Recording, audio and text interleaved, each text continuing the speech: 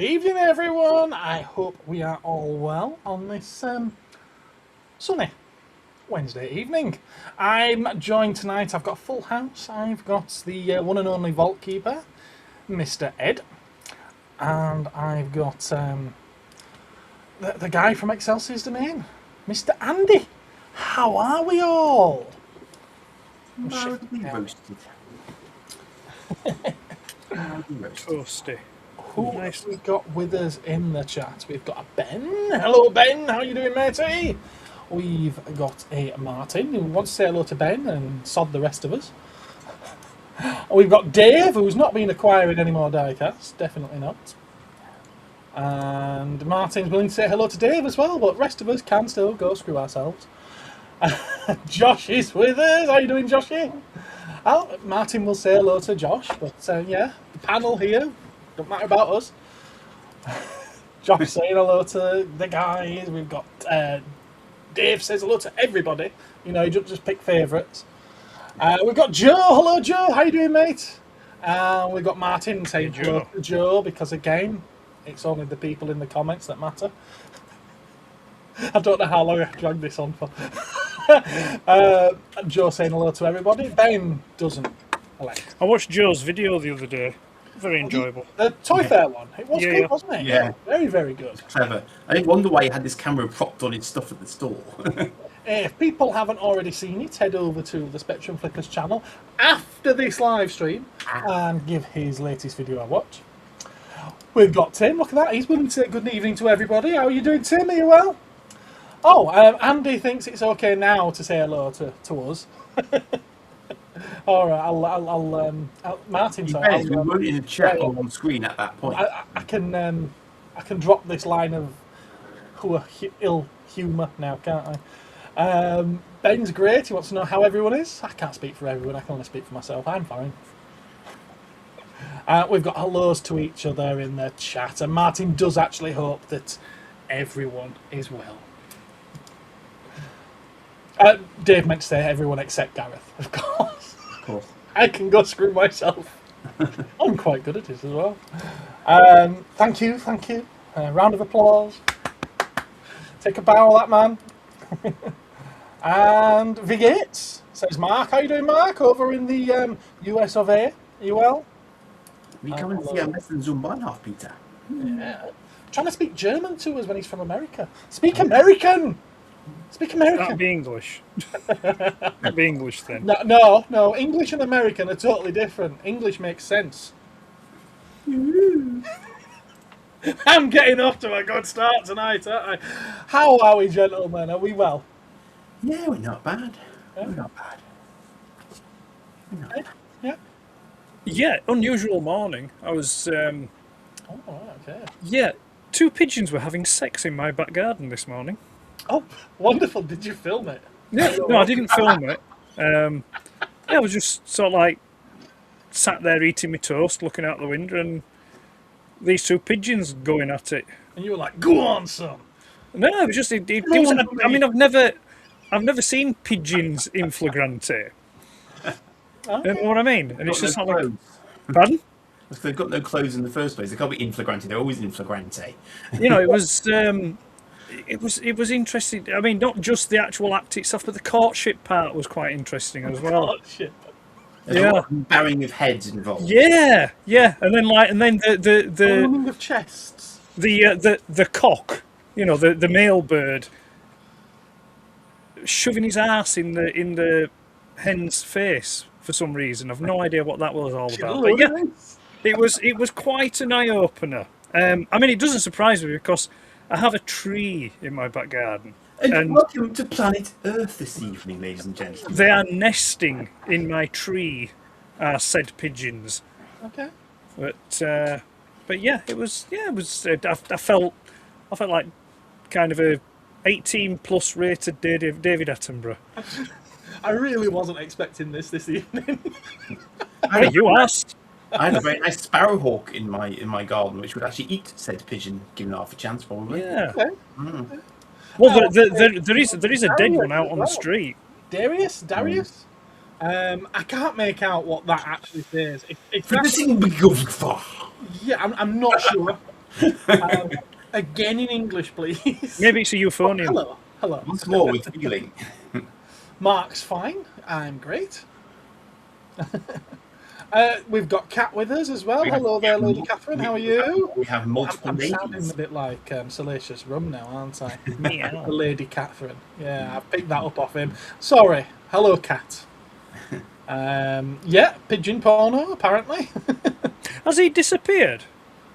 He's back. Is he back? Oh, good. Salacious. Yes. Because Lucky he just pigeons because Tim's not getting any. he disappeared from my YouTube feed. Yeah. Cooing. He had been away. I'm not sure what happened, but he had been away for a while, I think. You're right.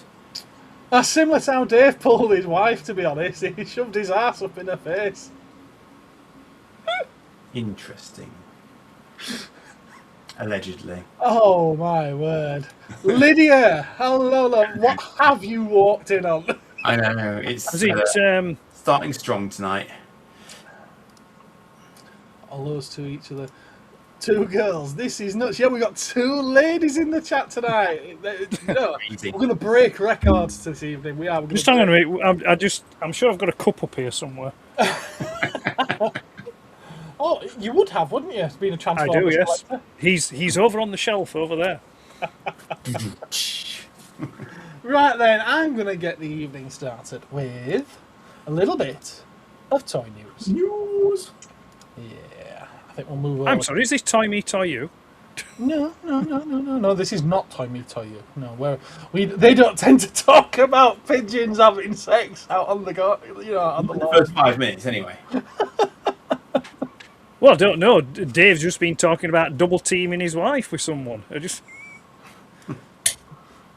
will move that over there, and we will reveal today's first topic of conversation by removing the word toy and the word news.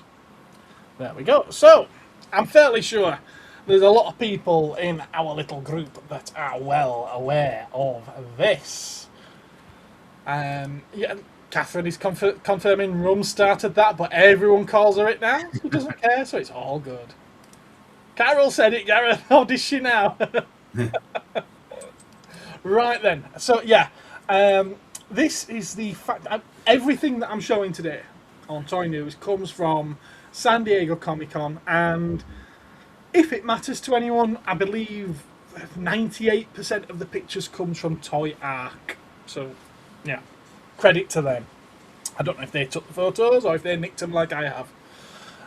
So we're starting off with the Factory Entertainment booth, because I knew that there'd be people in our vicinity, in our little community, that really like this stuff. Yeah. So 12-inch figures, or 1/6 scale. They've got a couple there on show. We've got... Sorry, can I just quickly say that I'm impressed that they've done it to a scale that you can fit 3. 3. Yeah, we'll get to it. Not 1, not 2, 3. 3 Cylons. 3 Cylons in there. Andy, you're not German. It's that. Not that. Huh? That's how Germans say 3. Oh, I say, okay. You're not German. Okay, fair enough. So yeah, I'm getting started with the 1/6 scale figures, and we've got Brendan Fraser's Rick O'Connell from The Mummy, and Katie Sackhoff Starbuck from the modern reimagined Battlestar Galactica. I want the Batleth in the background. The Batleth in the back. Oh, you can see a bit of it, can't you? Yeah, you see a bit of it. Spoilers, I'm not showing that today. We've got a couple of Jurassic Parks there. Malcolm Reynolds, I don't think is a very particular good likeness there of Jeff Goldblum. You know, maybe he looks better with the glasses on. Is Johnny Five cupping Alan Grant? He could well be. He could well be. He's trying to fix it for Stephanie. I just want to know where his other finger is. Actually, we better stop. Dave will be getting excited. You've seen how you hold a bowling ball, haven't you? So yeah, we got Dr. Alan Grant there, Sam Neill, which that's a pretty good likeness, to be fair. It's quite a nice one, is that? I think it's definitely the better of the two. Jeff Goldblum, though, he was quite young in Jurassic Park, and B, I think he was quite thin, actually. Yeah, it still doesn't look like him. Well, I don't know. I've seen worse likenesses of someone, but yeah, okay. Moving on. We've got the guys there from Jaws. The only three that you'd want, really, apart from maybe the shark. But could you imagine one of those in one scene? Sorry, can I just sort of like, what's going on with Chief Brody there? I'm guessing that it's revealing it is pending licensor approval, so they're not revealing it. Right, They are letting you know it's coming. I thought it was, you know, suddenly we're watching the blaxploitation version of Jaws. You know, so, you know, this is not Jaws, this is Jackie Brown. This is Joe Woke. Yeah. Yeah, this is the woke version. Yeah. So yeah, you got them, and the two that we can see are pretty decent likenesses, to be fair. Yeah, the Robert Shaw one looks quite good. Yeah. Very good. Yeah, very good. Sorry about the blurry image. It looked clearer on my phone, you know, on a screen that's this big. Yeah, people have been getting this Adama version, haven't they? I don't know if it's this or the smaller one. These are. I think it's the smaller one, yeah. That Cylon, I think, is fantastic. I really like that Cylon. That's nice, isn't that? I wonder if you could put toast in it, though. No, because you put bread in it and it comes out as toast. And you got the pilots, Apollo and Starbuck. I want to say they're not a bad likeness. I think Apollo's better than Starbuck. I could be wrong. Is it just me, or do their jackets never work? On any version of them I've ever seen, the jackets always look daft. I think it's just the tailoring's not very good on them. Yeah. Well, no, sorry. The tailoring is good. It's just not, say, to a Hot Toys level. Yeah. I don't think it works having fabric that would be that kind of thickness on a real jacket, and when you shrink it down using the same thickness, it just doesn't work. Yeah, maybe. You need to use tissue. I think at a distance it will probably be all right. I think it's when you're looking at them at this range, it's probably just a bit odd. And then, as Ed mentioned earlier, the Cylon Raider, which looks stunning. Absolutely stunning. We're going to need more shelves, kids. I don't know if the shelf's big enough for that. Even that's hanging off the shelf. I mean, hopefully it'll come with a cockpit cover, you know, when it... I would hope so. I'll say again, though, I want my Cylons to be chromy. Yeah, the silver paint's just not working for them. It's not. It really isn't. They need to be shiny. Very, very shiny. I mean, to be fair, that's why I've passed on these. Yeah. 1, because they're 3 3/4, and 2, because they're not chromed. Yeah. No, they are. This is nice. I don't know. Did we expect them to reveal this at this occasion? I think we knew it was coming because we had the Viper last year, didn't we? Which is still to land. December, I think that is. Yeah. Only last year, gosh. To be fair, I mean, personally, I think this has probably been ready to go as long as what the Viper has, but they've just held it back for, you know, the wow factor, you know. Yeah, potentially. You know, because it just make more sense from a sort of like a planning point of view to just work on them simultaneously. Yeah. There is something coming up though that I was surprised by, but we'll get to that. You get Gaius Baltar here with the Cylon Raider when you buy it. I don't know why it comes with him, but it comes with him. He did occasionally go out in one. Okay, fair enough. That's why he's wearing a Cylon's hollowed out head as a helmet. Oh, is that right? Okay. Oh, and here I'd have to double check. I mean, you might be right, I might be wrong, I don't know. But I think in the original series, I think it was just called Baltar. I think Gaius was... Is that added later? Fair enough. The reimagined series. Yeah. Fair enough. I take that back then, Mr. Baltar. And we've got Wave... Well, I would call it Wave 2, but according to the little info card at the side there, it's Wave B of the action figures. Obviously, we've got Adama there, which there's some people complaining of the likeness, but I can tell who it is. We've got Athena, we've got Baltar, we've got, I was going to say Imperiously, that's not Imperiously, though. We've got Lucifer, and we've got ceremonial outfits of the guys from Wave 1. Ty. And Ty, yeah.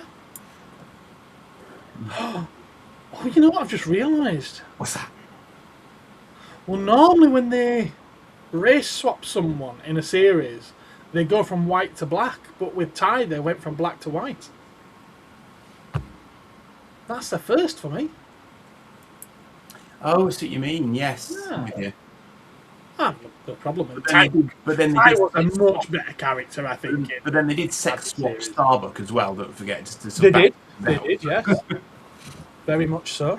And then the other Lucifer unit at the back isn't Lucifer, but his name escapes me. It does Oh, have is it not? Okay. Yeah, it's not Lucifer. It does have another name, but I can't remember what it was called. Fair enough. But nice looking figures. We got close-ups. I like them. I think they're nice. Nice. They seem to put quite a lot of detail into that not Lucifer, don't you think? I mean, the garment's brilliant. I mean, it's very, very detailed. See if I can find out what it's that called. scale. What is not Lucifer called? Yeah.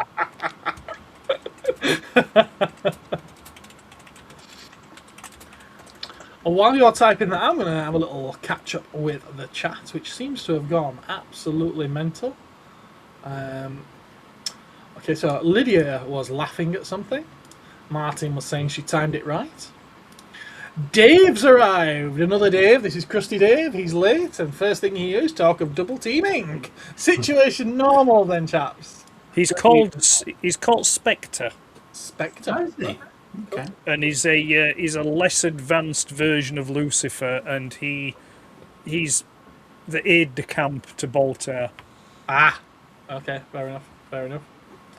We've got lows to each other. Martin believes that these are looking good. Nice nut holder on Rick there.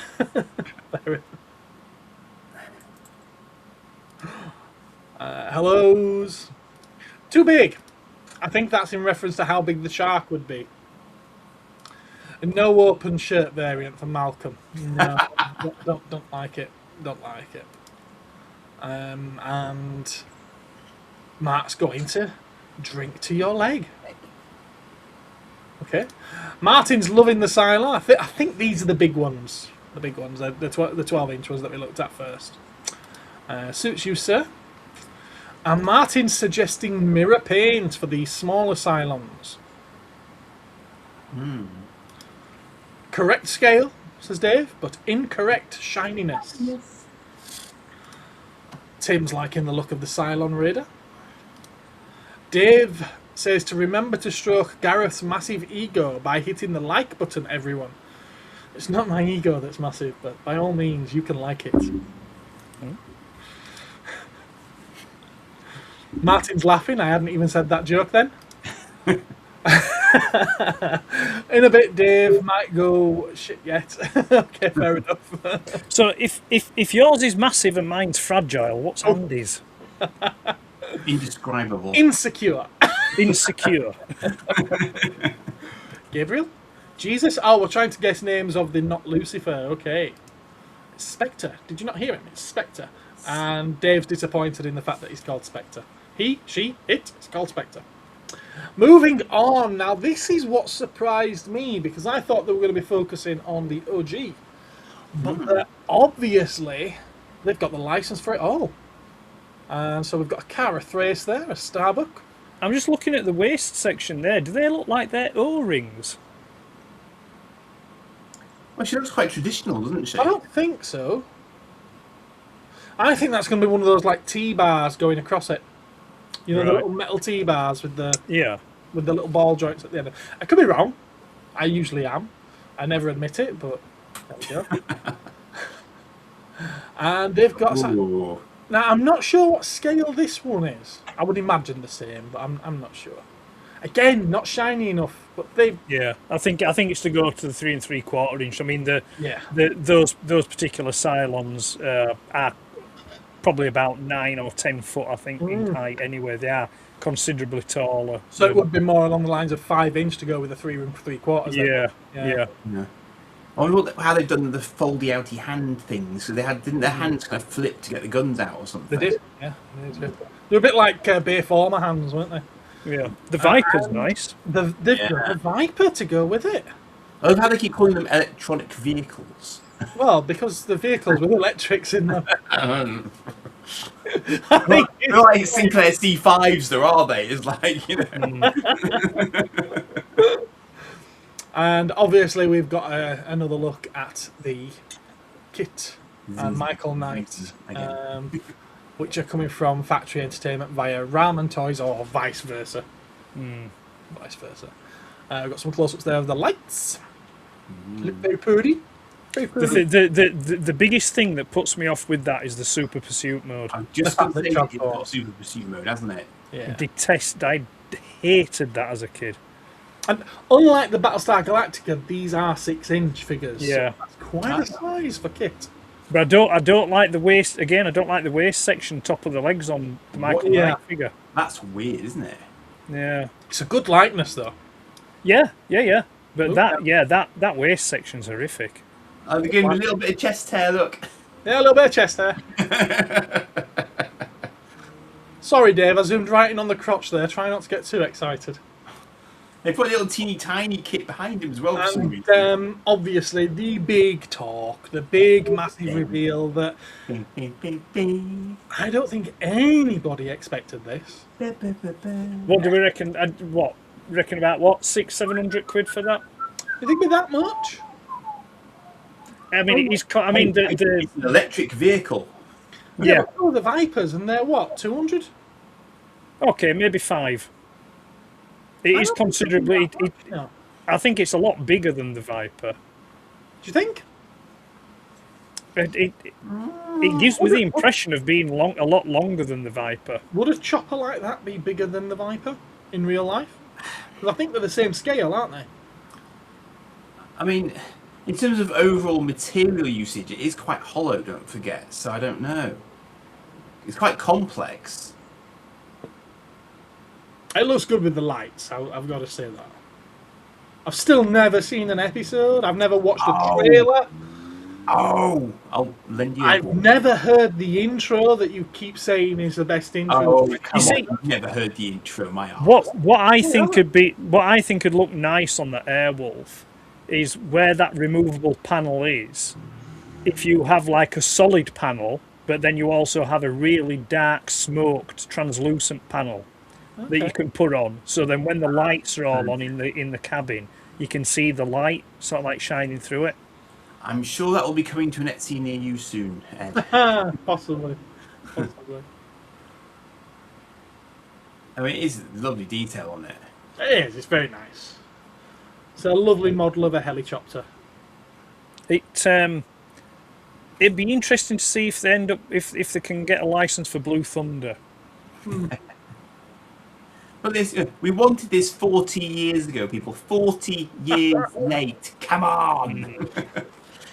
40 years worth of inflation on the price tag. Yeah. But it looks good. And they've also got this line of figures coming out called Replay, which they are assorted. So in that lineup of figures, you get lots of different licenses, which I think is really, really clever. Yeah. Yeah. So Magnum PI, Knight Rider, $1 million man as well. $1 man. Cool. For whatever reason, it's not letting me move on to the next. So do you think that we could expect a scaled Ferrari to go with Magnum? I did wonder that was going to be a question I posed to you. What do you think? Do you have to get permission from Ferrari to do that? And might they be harder to get a license from? I don't know. Oh yeah, Ferrari. Yeah, they would have to consult with Ferrari on that. There's one. Plenty of companies out there that have made model Ferraris.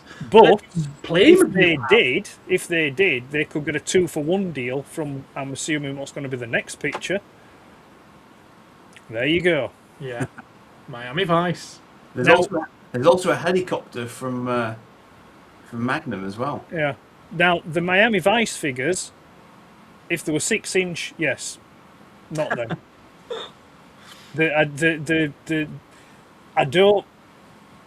I get why people like 3 3/4-inch figures, but the likenesses on those are just horrific. The one on the left looks like he's escaped from Gem and the Holograms.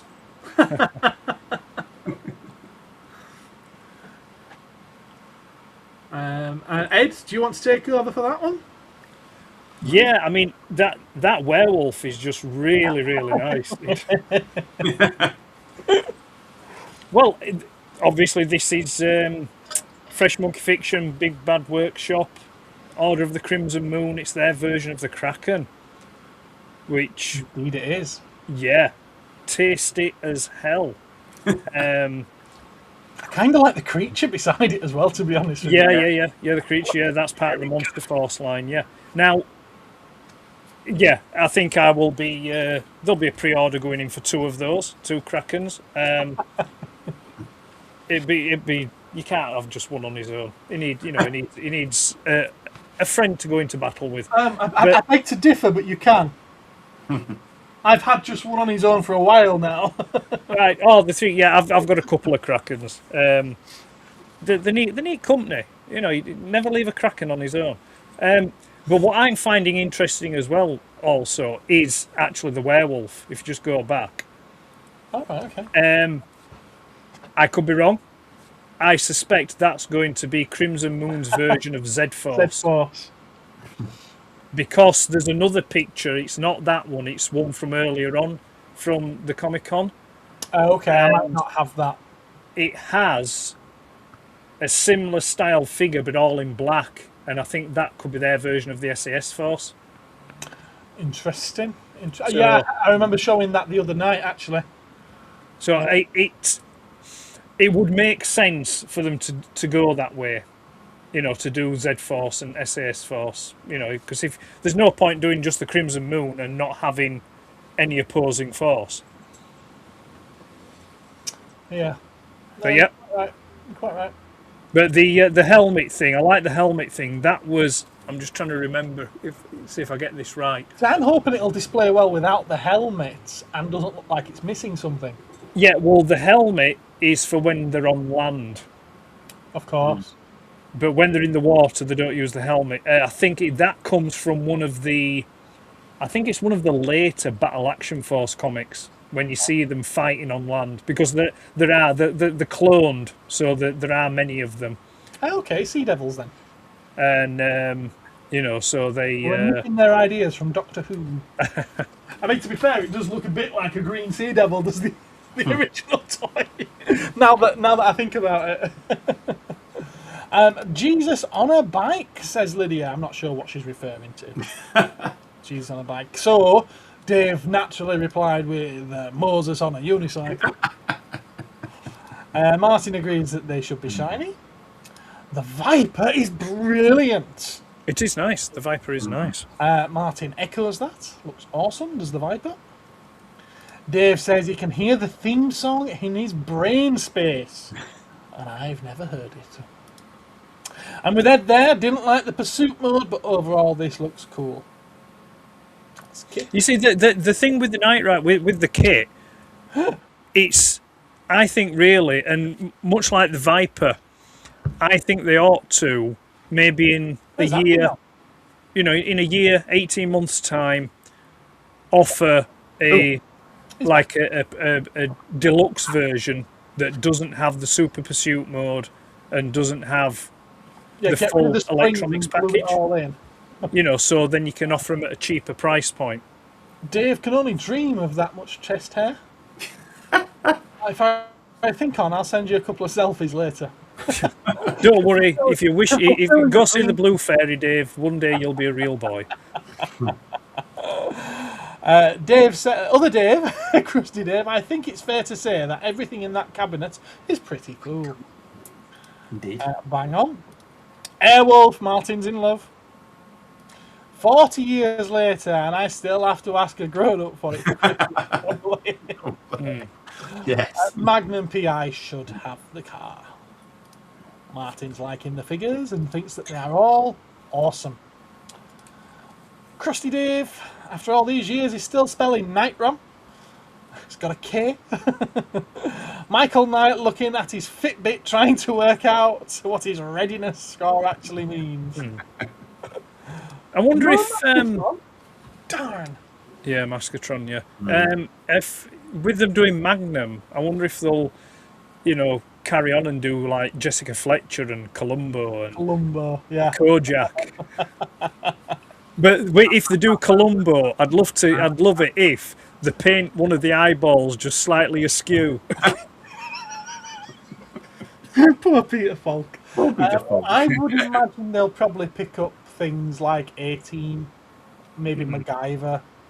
I think that fits more in with... so much stuff if someone actually went for that as a concept, just like cover all of them, you know. Big Bad Workshop have had some interesting reveals. They certainly have.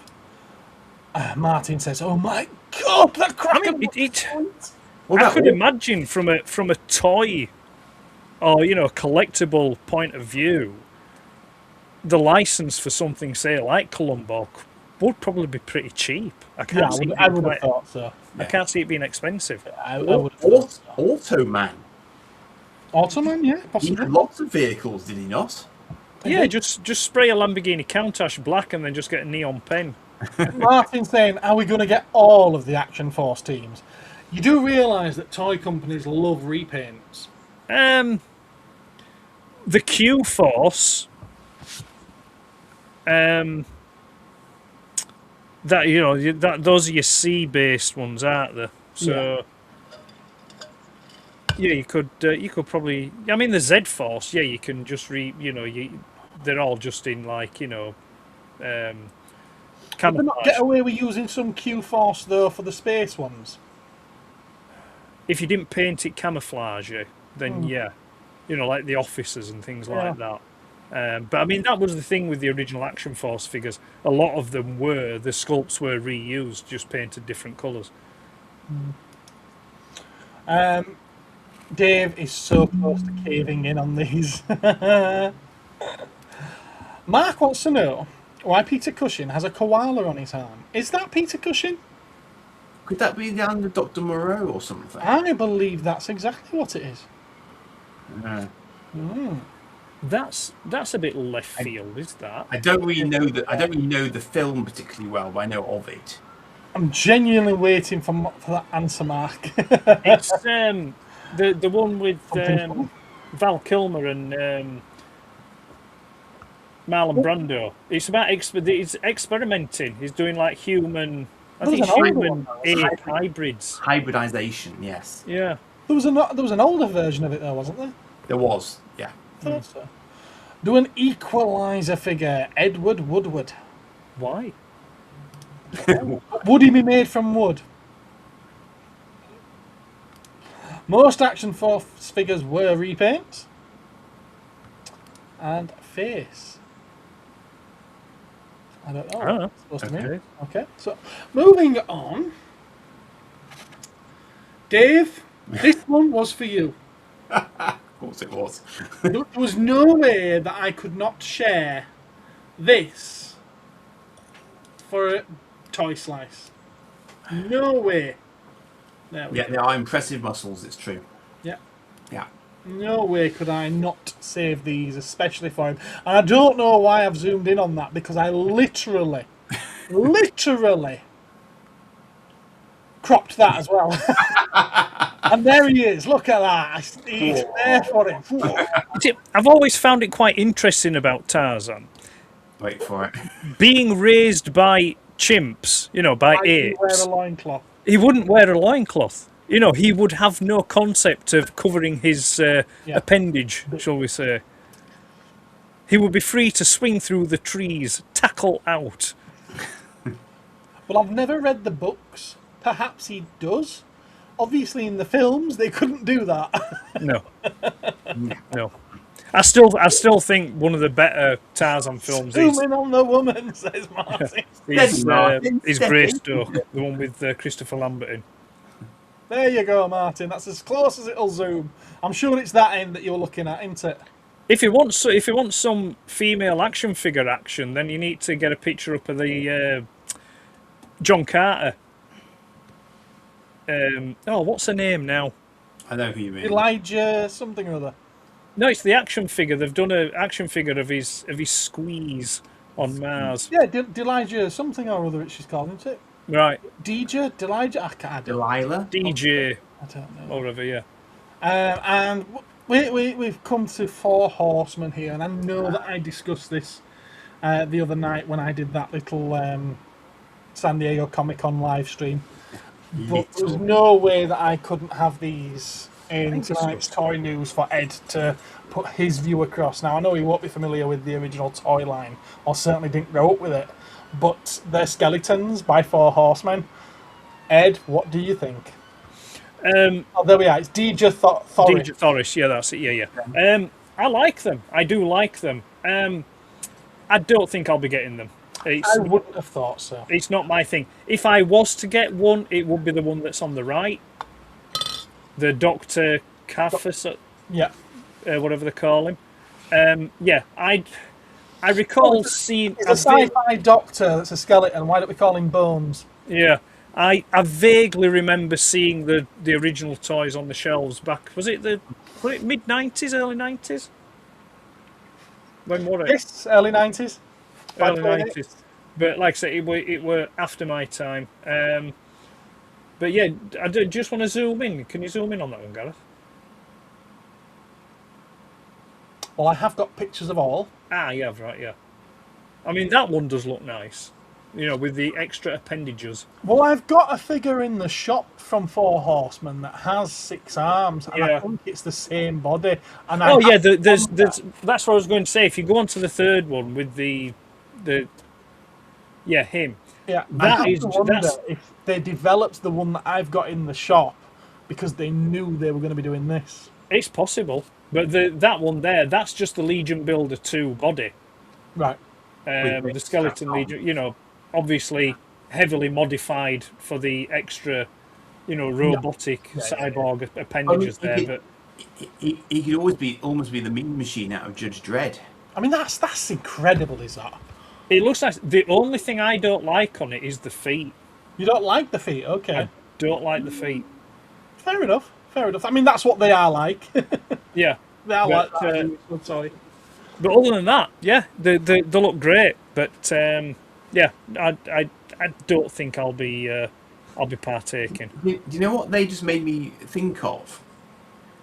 I just wondered if they could do like the Dark Crystal characters in this style, because they'd be awesome like this. They probably could.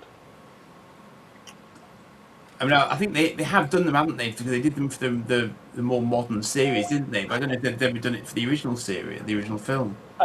Dave suggesting there that maybe they should make the loincloth on Tarzan removable. Obviously. Why? So he can. No idea. It's sick. What? I don't know why it's coming up with that. I can just see. I think no. I'm just not even going to go there because that's just that is just depraved. As well as not wearing a loincloth. As well as not wearing a loincloth, he'd also be flinging his poop at folk. Yes, he would. Yeah, yeah. Cop for that. And Dave thought they looked brilliant, the Tarzan figures, and they do look like good figures, to be fair. Yeah, they do. Yeah. To be fair, they are nice looking figures. Yeah, there's no denying that. I love the fact that it was like the Tarzan range, and they still had to label Tarzan as Tarzan. Yeah. But will they do a cheetah to go with him? Oh, you never know. You never know. Mark's asking, is it normal to remake a failed toy line? Is there genuine interest in Skeleton Warriors? I think when it comes to 4 Horsemen, it doesn't matter if it's a successful toy line or not. They just want something that looks cool, and Skeleton Warriors do look very, very cool. And cybernetic Skeleton Warriors are extremely cool. Yeah, exactly. So, yeah, I don't think it's a case of it being a failed toy line. I think it's a case of it being an iconic look. And they're pretty awesome. They're pretty awesome. I'd have these on my shelf. If I had space for them, I'd have these. And I am actually tempted by that, let's call him Bones. I am actually tempted by him. I don't know why it's not. The other one reminds me of the album art for the Iron Maiden album with Eddie. What, this one? Yeah. This one. Right, well, this one was actually from a planned wave 2 of the original line. They only did 1 wave. Oh.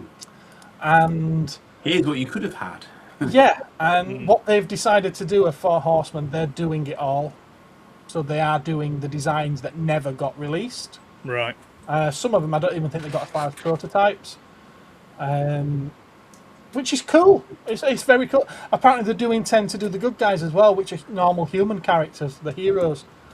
But again, Mark, I mean, assuming that they didn't actually take a license because they're not using the name of the cape. Oh, they are. These are licensed. Are they? These Okay. are licensed. Well, in which case, failed equals cheap. Yeah, exactly. Yeah, Potentially. So, you know, there is that. Yeah. But no, there he is from the side as well. Love the cape. I was just going to say, it does reveal that he does have a soft goods cape as well, with wire. Yeah, it'll be wired. It'll be wired soft goods. It looks like Mars Attacks now. And I did manage to get some more recent pictures, because by the time I downloaded those others,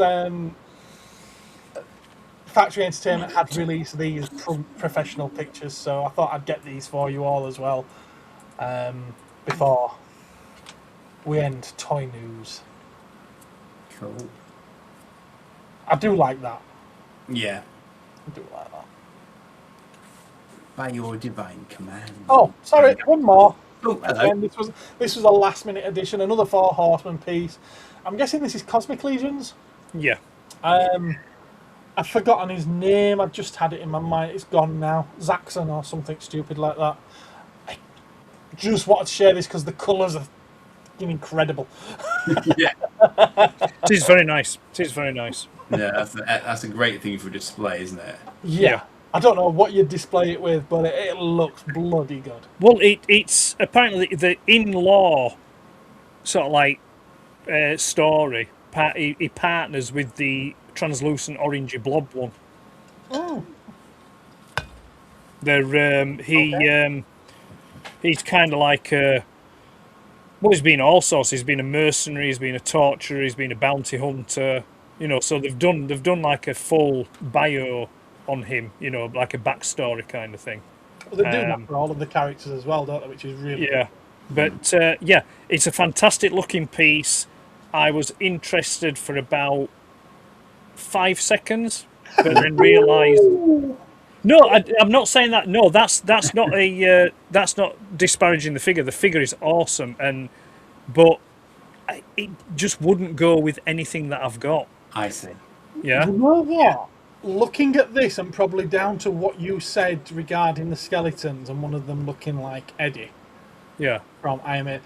Could you imagine if 4 Horsemen did a series of Eddie figures from Iron Maiden? Listen.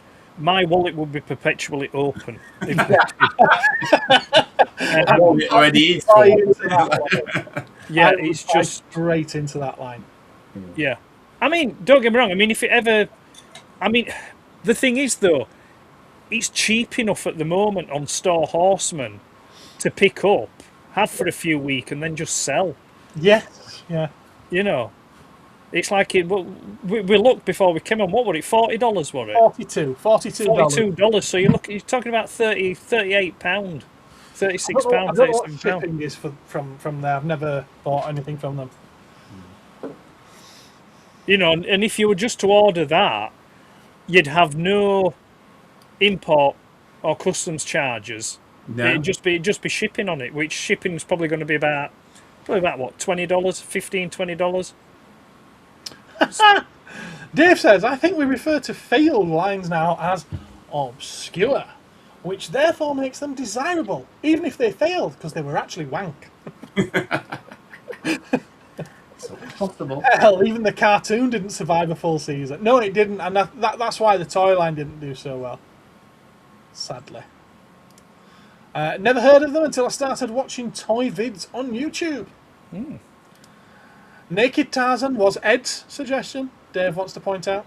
I beg to differ. He was the one that wanted a removable loincloth. Looks like a Mind Flayer from Baldur's Gate 3. I could see the Mind Flayer aspect. I don't know about Baldur's Gate 3. I've never seen or played it, but I know what a Mind Flayer is. It's the translucent brain on him. It reminds me a little bit of the mutant from this island Earth. Yes, there is a little bit of that, yeah. Yeah. I think anything with a brain reveal head does that, doesn't it? Many pounds would fall from Ed's wallet and mine if they did Iron Maiden figures. Yeah, definitely. So that's the end of toy news. Thank you all for watching. We've managed to get 45 minutes under our belt because of that. So, Ed, Do you want to introduce and give me a chance to wet my whistle and go on to tonight's topic? Yes. Geography of toys.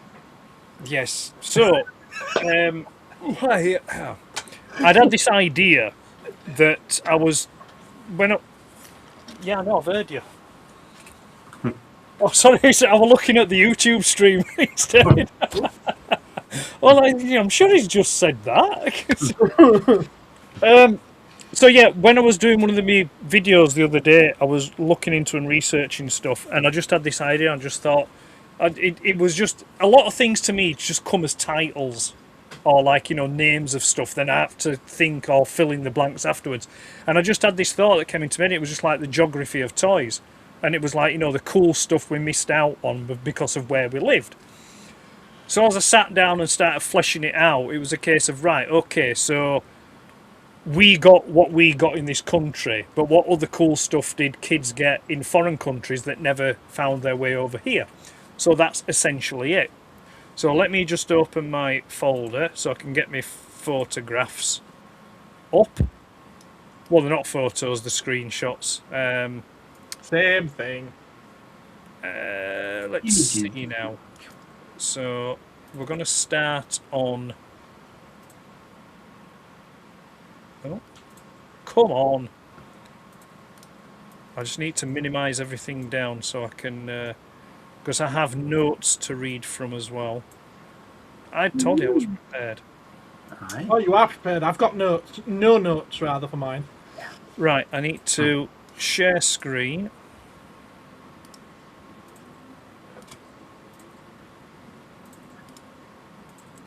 Shaw. Are you doing it, Gareth? No. Yeah, well, I'll add yours on, by all means, yeah. Oh. We're both doing it the same time. Yeah. We're both trying to do it. Right, okay, so I don't know if I like that.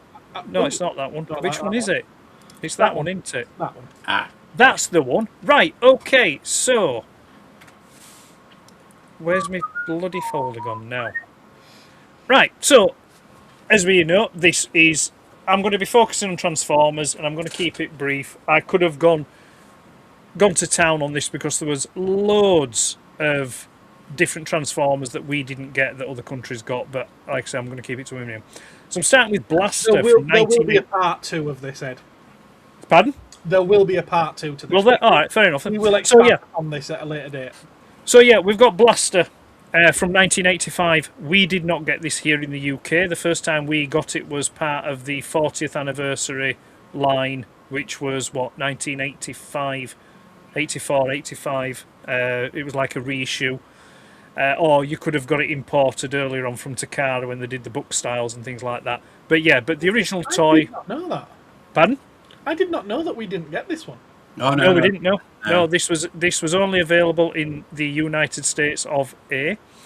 So yeah, so Blaster, he was your first one that we didn't get. I'm not particularly bothered about one because I don't particularly rate this figure. I didn't think it was a particularly good figure, but that's just me. Yeah, Next, Mark. Yeah. We have Omega Supreme with anchovies. I'm not going to go into too much detail on this because I believe Andy will be talking us through this one. So I will move on. But this is another one from 1985 that we didn't get. I've chosen the gift set for Devastator because we didn't get the gift set. We also didn't get the original individual releases. Nope, we got Neffel. Yeah, and America got both of them. They got both this gift set, which I do have this gift set in my personal collection, and they did the individual releases. This picture that you can see here isn't, it's not the original from back in the day. I know. Because you can tell because the figures themselves are not held in styrofoam. But it was just the tidiest image that I could get, and it gives you an idea anyway. Okay, next one. Just briefly, Mark's asking if we did get any of the Combiner gift set. No, we didn't get any gift set combiners. No, we got them individually carded. Menasor, Defensor, Aerial Bots. They got a lot of hype here, Yes. They got a lot of hype. Just to clarify for you, Mark, you probably won't be aware of this, but we got your comics effectively, although albeit in a UK format. So we saw the Constructicons, we saw Blaster, we saw Perceptor. We simply could not purchase the toys of them. No. And we saw them in the cartoons as well, but we couldn't get them, basically. So yeah, this is true. So when you look at the toy adverts on the UK Marvel comic, it's all the UK release toys. I mean, again, I could go into further because it's an interesting one. In 1984 we didn't get the full complement of Autobot cars. It was spread over 84 and 85. But anyway, that's another thing. Anyway, Perceptor, another one from 1985 that we didn't get, but America did. So this first batch are all the stuff that America got, but we didn't. Next up, we have Shockwave. We never got Shockwave here officially. We never got Shockwave, but we did get many knockoffs of him via Tandy, Dixon's, Astro Magnum, Galactic Man, things like that. But we never got the official Shockwave. But to be fair, Shockwave is actually a knockoff of the original, if you will. It's not, the original was Galactic Man. And this is, so we never got Shockwave. The next ones now are a bit more obscure. Not a lot of people know about these. And these are the Deluxe Insecticons. Oh, yes. So the first one I've got up here is Chop Shop. Now the Deluxe Insecticons were basically pretty much the same as the standard Insecticons, but just made by a different toy company originally. And they were a bit bigger as well. So Chop Shop here is a stag beetle, much like what Shrapnel was. We then have Venom. Yeah, these remind me a lot of G2 Transformers because they're very bright, aren't they? Yes, they are. Yeah. Yeah. Which is kind of I suppose like a kind of a waspy kind of fly kind of. He's the one that isn't like the others. Then we have Ransack, which is another beetle, like same type of beetle as Bombshell. But I mean, just look at that. I mean, it's just like those colours. Yeah. But again, so far all these are from 1985, and then the last Deluxe Insecticon is Ransack, which is a grasshopper or locust. But again, colours are great. I mean, the figures aren't particularly great, but they look nice on like a static display kind of thing. Next we have Roadbuster. Another one. This is from another toy company that Hasbro pillaged to fill out the ranks in 1985. And again, we didn't get him over here. And then we have Whirl. Yeah. Which I believe was made by the same company that made... oh, bloody hell, I was just about to say it, then it's gone. It'll come back to me. But anyway. And then the last one, which some people may go, ah, shock, gadzooks. I cannot believe it. My gas is flabbered. That's Swoop. Yeah. We never got Swoop. No. Which, is a massive, massive oversight. However, the reason we did not get Swoop was Hasbro UK felt that the toy was just too fragile. Which it was. And also, initially, when he first came out, he was released with a pointy beak. It wasn't until later releases where they rounded his nose off. He had a nose job, and they rounded it off to make it less pointy and less of a hazard for young Kiddywinkles. His name changed to Wacko. So that's stuff in America that we didn't. Now I'm going to show you now, moving on to stuff that Japan got that we didn't get. This is where it gets really tasty. We have the VSX set, which is G1 Optimus Prime and Megatron in a 2-pack. Now you will note This was released in 1985. Now, when Megatron was first released in Japan, he wasn't chromed. He just came in a flat grey plastic. Wow. And he didn't come with a fusion cannon. He came with a sword and a gun, which you can see from the artwork there. So that's where that gun came from originally then? Yeah. Well, that gun is a carryover from the Uncle set, the P-38 Uncle set from Microman. But yeah, so this one's again from 1985. Next up we have... Now, all these Japanese ones that I'm going to show you, yeah, I will be kicking myself because over my collecting years, I have had opportunity to buy all these and I passed on them. You fool, you idiot. Anyway, next up is the VSY set, which is Grimlock versus Soundwave and Frenzy. Wow. And you also get a little cassette there with a story on. Oh, wow. And this is an awesome set. This just absolutely fun. There's one thing that Japan has done with Transformers that Hasbro never did. They just made awesome sets. You know, even to the box, you know, the boxes just look so much better. But yeah, this is another one. Real tasty. Such a shame. Then we have the VSZ set, which is Sunstreaker, Skids, and Buzzsaw.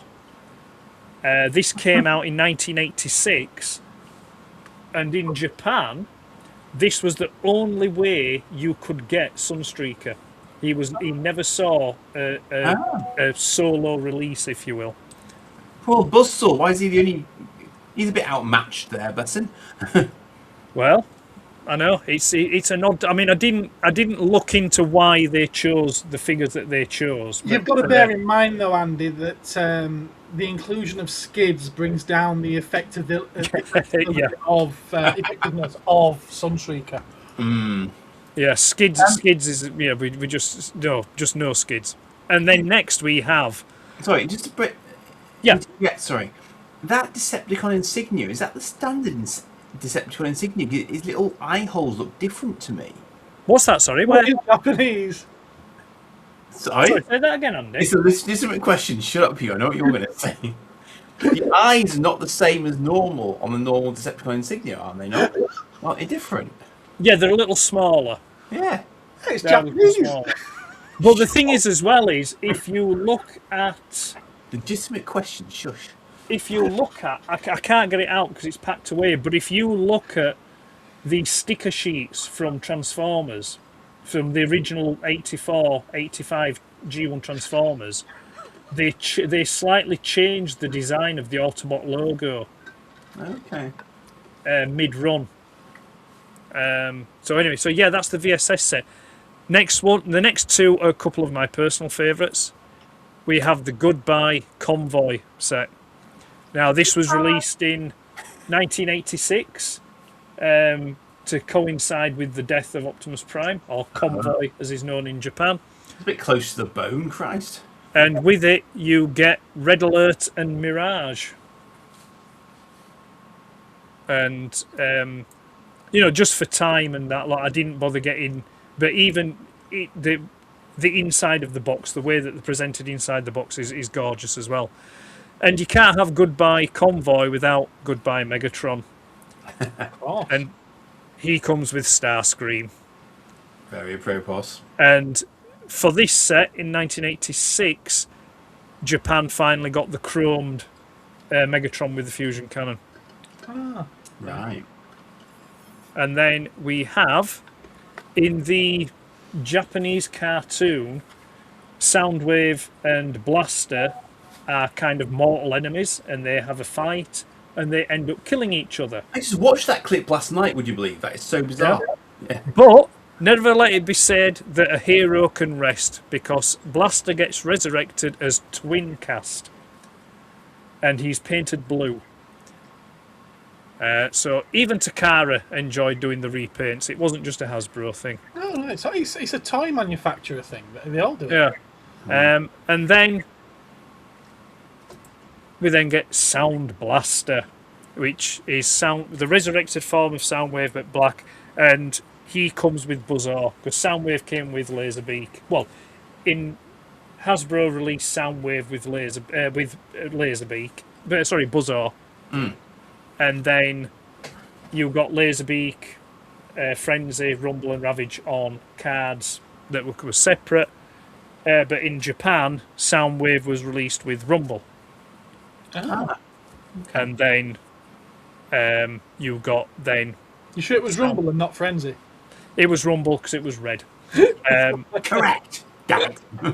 There we go. And then the two... Again, these two I had a chance of buying, but I passed on them. We have Artfire. Which is a redeco of Inferno. This is a Target Master. Now, Artfire never appeared in any cartoons. He only appeared in the... it was a mini serialization of Master Force, I think it was. It was a Target Master, but I think it was Master Force, and it was in a newspaper magazine. God. They had there was like a black and white comic strip, and that was the only place he appeared. And he appeared with his fellow Target Master, Stepper, which is a repainted Jazz. These two are absolutely gorgeous. Yeah. They are absolutely gorgeous. Just as a side note, I did make a note of this because I hope you and the audience are sitting down. Artfire, someone had one on eBay, an Artfire, in January of this year, and its final selling price was £6,000. Ouch. Very ouch. Yes. That must be a gap in a lot of people's collections, clearly, that had to be filled by somebody. Yeah. This is... That's more than 2 vinyl cape Jawas. Yeah. This is Artfire and... Yeah. Jawas. Artfire and Stepper have always demanded massive prices. You know, they're just two figures that, and I think it was because it was at a tail end and there wasn't many produced. I don't think. They just went. So £6,000. Gareth will look for in Japan. And then, so that finishes our Japanese Odyssey. I'm now going to finish on, of all places, Brazil. Sweet. Well, it's funny you should say that, because Mark says that he would love to get his hands on those South American mini-bot repaints. You mean these? We got at least 5 seconds of airtime on my video on Monday. These chaps here, this is not a full exhaustive selection of them. There are many, many more. Good Lord. But I chose this image basically because it was the one that gave you the broadest idea. But they also did variants of Huffer, Pipes, Swerve, Tailgate. They did them all. And Bumble Jumper up the front there as well. Yes. So they made... I forget the name of the company now. How silly of me. But basically, the Brazilian toy company that produced these made these on license from Hasbro.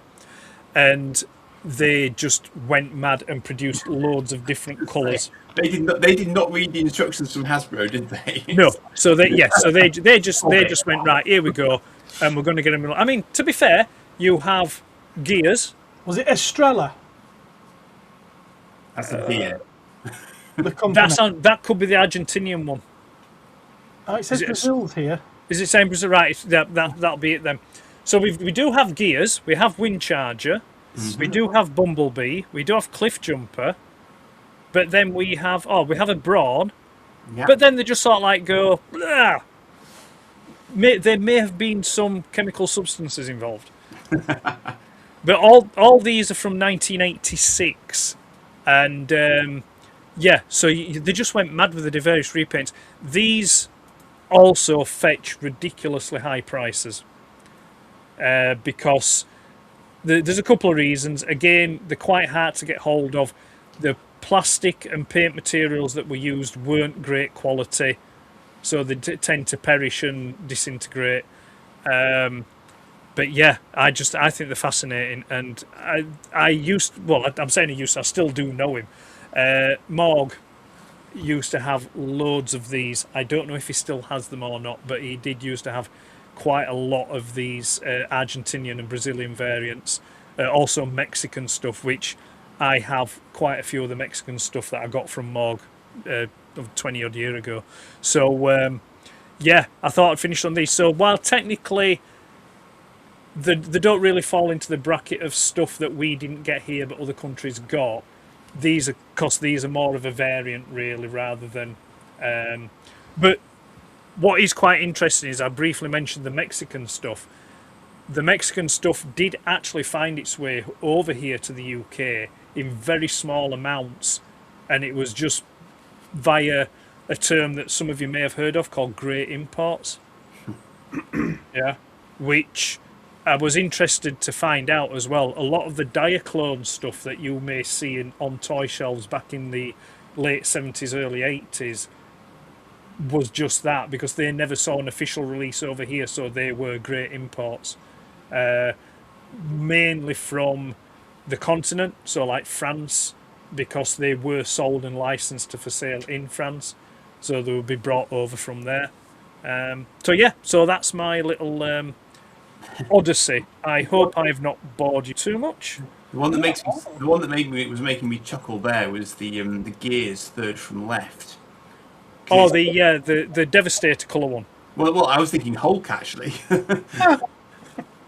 You got little purple trunks on, bless him, and sort of otherwise green. Wow. Yes. So that brings me into my little presentation. Yeah. Unless Andy, you'd like to go first? No, you go for it. Yours is up on screen. I'll round off. So do forgive the poor quality photo here. It's literally the only one I can find online, and I did spend a good 20 minutes looking for this after I read about it, because I knew it'd fit right into tonight's little topic. So it's made by Polystill, as you can see from the bottom corner, and it was released in some European countries: Italy, Spain, France, possibly Belgium. And it is a Battle of the Planets, or Gatchaman, as it says here, racing set. So a little bit like a Scalextric. It's a slot car set. Cannot find any images of it out of the box or of the vehicles, but as soon as I knew it existed, I knew that I had to at least show you, because I know there's quite a few fans of Battle of the Planets in our little group, and because of that, go on, Andy. But because the subtle irony here is that these are the toys, the actual toys that we did get for Battle of the Planets, whereas we didn't get the proper Battle of the Planets toys that presumably only Japan in places. What, we got this track. We got this. No, not this track. No. But what I'm saying is the actual toys of these vehicles we got. Okay, fair enough. But not the slot car racing set, which is what I'm showing you. Now, I do believe that we didn't get these. No, we didn't get any of the JoshyyBoy stuff, but there is a lot of it, you're right. Yeah, obviously you got all your characters there, or at least the ones that matter. And a box set of all 5. They look very cheap and very nasty, and I dare say that not many of these have survived until today. That's the back of the box, which has got some gorgeous artwork on it. Very, very nice. And close-ups of those figures that you can see how they would fall apart not long after taking them out of that plastic packaging that seems to be holding them together. Well, they even came with weapons. I don't know if those hands were able to hold them very well, but they did come with weapons. 7's Arc 7. That's interesting. Yeah, I kind of like this. I didn't grow up with Battle of the Planets or Gatchaman. It's something I've tried to give it a go in recent years, but I admit I struggle with it. I do. Well, he's not Gatchaman. No, he's not. No, he's what we got in our version, Battle of the Planets, isn't he? But I would have this toy on my mental shelf. I think that would look very good on my mental shelf with that. Yeah, it does say Battle of the Planets at the bottom. Yes. In non-English. So was that a French manufactured and produced toy? I believe so. Yes, I believe Going so. by the language, I would say Yeah. yes. Yeah. I do think as well, though, that it's obviously a cheaply made toy, but I like the detail in it. I do like the detail in it. It's crisp. Very crisp. Magnetic as well. It does tell you on the box how you'd use it. There. You can use the magnet on his arse. Rover. He can pick up paper clips Awesome. with his magnetic hand. Super handy. Use the magnetic force. 7's Arc 7.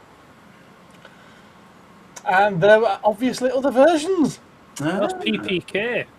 Is that PPK? Oh, it looks like PPK. Even with a 7 on his chest. Yeah. What's PPK? From Starfleet. Oh, right. Okay, fair enough. PPA.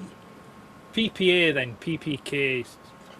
Okay. You know what I mean. Okay, well, this picture came up when I searched for it anyway, so Yeah. I like them, and I would have both of those on my mental shelf. Yeah. Well, I mean, in a couple of the cartoons, he did wear a cape because he wanted to be a member of the team, you know, but he never... The part, he decided, yes. We couldn't have a discussion about toys that we didn't get in the UK without mentioning Star Wars. And I did think, do I lead with the blue Snaggletooth? And no, everybody knows that we didn't get blue Snaggletooth. It was a Sears exclusive, and we didn't have a Sears in the UK. But people might not realise that we didn't get the 12-inch IG-88 over here. I think we got the entire line except IG-88. Right. And they did in, I think it was 2000, in the Power of the Jedi line, after episode 1, they did release a 12-inch IG-88, which was from the same mould as this. But it has a lot of weathering on it, so it is an obviously different toy. But same mould, same mould. And Tim pointed that out to me in the shop last week. Oh. There he is in the box. It looks nice, doesn't it? It's very nice. There he is out the box. Obviously, this is a graded example. I like how the toy gun is just a blown up version of the small ones that you get with the 3 3/4 inch figures. And another one. We got the entire line except this one, the die-cast Star Wars ships. Oh, so they did not even get a release over here then? We got the entire line except for the TIE Bomber. Oh, okay. Yeah. I thought it was really super scarce. I didn't realise it was super scarce for a particular reason. It's a very good reason. Very good reason indeed. There it is in the box. And we also didn't get radio-controlled Jawa Sandcrawler, which, please note on the box, does not show any vinyl caped ones. They're all fabric caped Jawas. Yes. They were even that rare back then. Kenner didn't have any to put on the box. The fact that it was a radio-controlled toy that was to scale with your figures, or, you know, play scale, shall we say, play scale with your figures. And the fact that it even came with a Lady Pleasurer toy as well, that's incredible. We didn't get the Star Wars Micro Collection. Yeah, I see. I always found that quite interesting because back in the day, I can remember seeing toy catalogues, you know, that came packed in with the toys, showing those on the toy catalogues. And I mean, I thought they looked fantastic as a kid and would have loved them. They do and are fantastic. I think these are great. And I don't think there's any way of saying that these didn't lead eventually to Micro Machines. I think these are very much They look a precursor to Micro Machines, even though it's a different company. I think this inspired them. The figures with this are die cast as well. So plastic playset with die-cast figures, which, considering you get 14 in that box, That's impressive. That is very, very good. There it is out of the box, so you can see what it's like. Yeah. These came out around about the time of Empire Strikes Back, so you get a mix of Star Wars scenes and Empire scenes. There was also vehicles. Yeah. And as you can see, that's like just a shrunk down version of the large toy. It's almost identical. It's a lovely little toy, is that? I think it's great. And you can also see it comes with Lando Calrissian, or at least that's what they're showing on the box. I know it does. It comes with him there. Look. Yeah. It does come with Lando. See, it was the X-wing I always wanted. The X-wing. There you go. Is it magic? with its breakable nose. Oh yeah, I didn't realise that. Yeah, I can see it on the box there. Let's zoom in so you can see it at home. There you are. Yes. With dramatic crash feature. Awesome. I hadn't realised that. Because these don't pop up for sale very often here at all. Not at all. Empire scene again. Some like it, Hoth. Some like it. Oh. There were quite a few Hoth scenes that they released. As you can imagine. But you can imagine the play value in these, though. Yeah. Well, they did the iron cannon one, didn't they? There we go. There it is.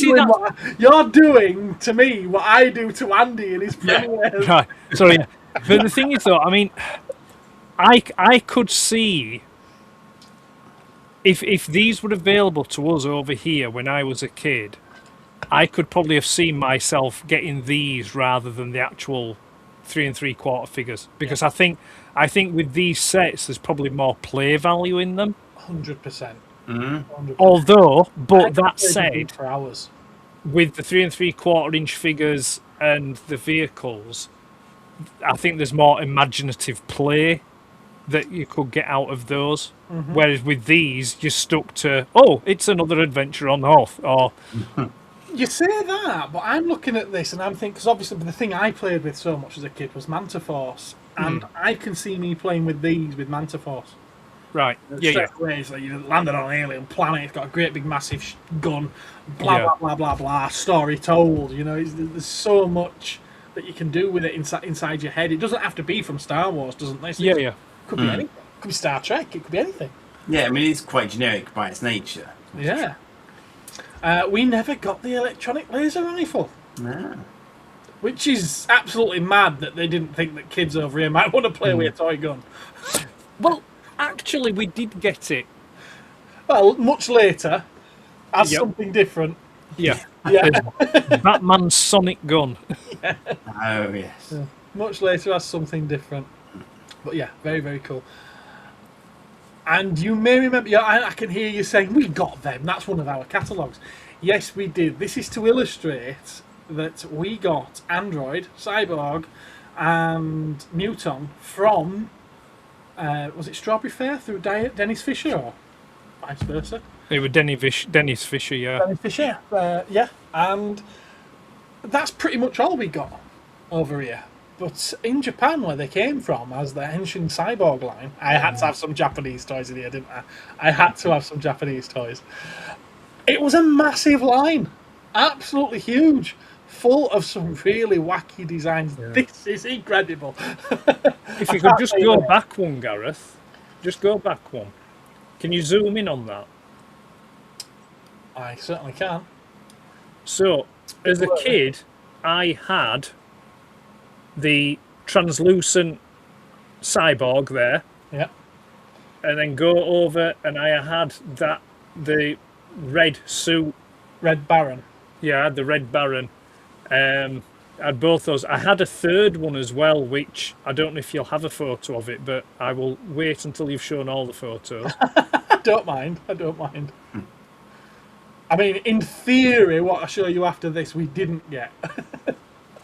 So if you do see it, shut up. Don't prove me wrong live. what I'm trying to highlight by this one is that obviously the insides on this are very, Yeah. very different to the ones that we got. And the colour. You know, we didn't get a translucent green one like this.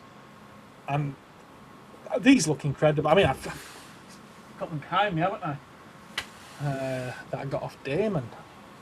There's the... I want to say horse, but is it a horse or is it a dog or a cheetah or something? There's that. Look at that vac metalized blue innards vehicles. That's cool. Multiple vehicles. Do you know how these came about? Go on. They came about because in Japan they were making G.I. Joe under license. Yeah. Oh, okay, interesting.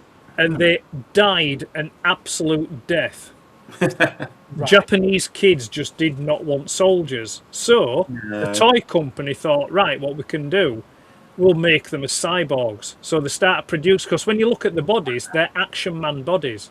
Okay. Just Right, well, G.I. Joe bodies, just produced in translucent plastic. They were slightly modified so you can swap arms out and things like that. But yeah, that's how they came about, because, you know, G.I. Joe toys in Japan were dying a death. And so it was a case of, well, we paid money for this license to produce these toys. So they just started producing robots and cyborgs from the molds. Okay, that's interesting, is that? And they exploded and became very, very popular.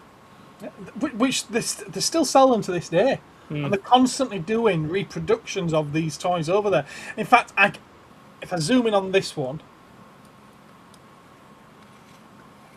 you can see 1998. Yeah. This is a 98 reproduction of, what, a Still can't, 70s toy, an 80s toy? They're still doing them. But again, this one, I love the vac metalized red on the innards. The fact that they thought to do vac metalization on the insides of something. And now we can't even do it on the outside. No. Unless it's those really cheap, nasty toys that you get in the bargain shop. Is that a Mazinger suit for the? It's either Mazinger, Machinda, or Grandizer. It's one of those. Yeah. But yeah, and you could buy suits that we got a couple of over here. Yeah. I don't know if we got this one. We might have done, actually, because it's quite a big iconic character that they may have brought over, just like they did Red Baron. But I don't know if they did. Carmen Rider, I'm fairly sure that we never got that. Or Masked Rider, as we now call it, but that predates Masked Rider. Ultraman. Again, it's potential that we got that, but I doubt it. And then, of course, how could I not mention Colour Form's Outer Spacemen? Released in the US, 1968. Didn't make it over here. These were an answer to Major Matt Mason. Colour Forms recognised that Major Matt Mason was out there having space adventures, but had no one to fight. He was coming up against nobody. There were no villain characters apparently in the Major Matt Mason line, so they were like, you know what? Why don't we make some? And why don't we put them in packaging that's very similar to Major Matt Mason and release them without that name? And people make their own connections themselves. And these are made out of a bendy plastic with a wire frame. I'm not sure what Major Matt Mason was. I've never handled one. So I couldn't comment on that. But yeah, that's what these are. They're rubber with a wire frame. So they're all bendy, and you could say that they're articulated in ways that most action figures aren't. But they're all unique characters, unique designs. And they look great, and it's why I love them so much. There's the whole lineup that they released. There was a planned second wave, but it never. I don't think sales were high enough to justify a second series. But obviously, Four Horsemen of Mythic Legions fame, they did a run of 3 3/4 inch ones that are hanging on my wall as we speak. And they look fantastic. And another line moving on very quickly because I thought there were more others to show then.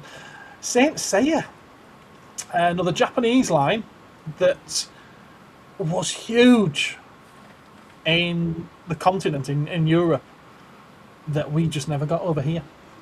Saint Seiya.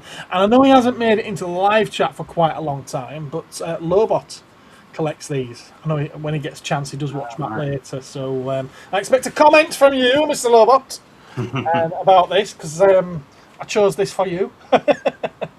Again, it was quite a large line. It was full of lovely vac metalized plastic. Clip-on armour that go onto the figures.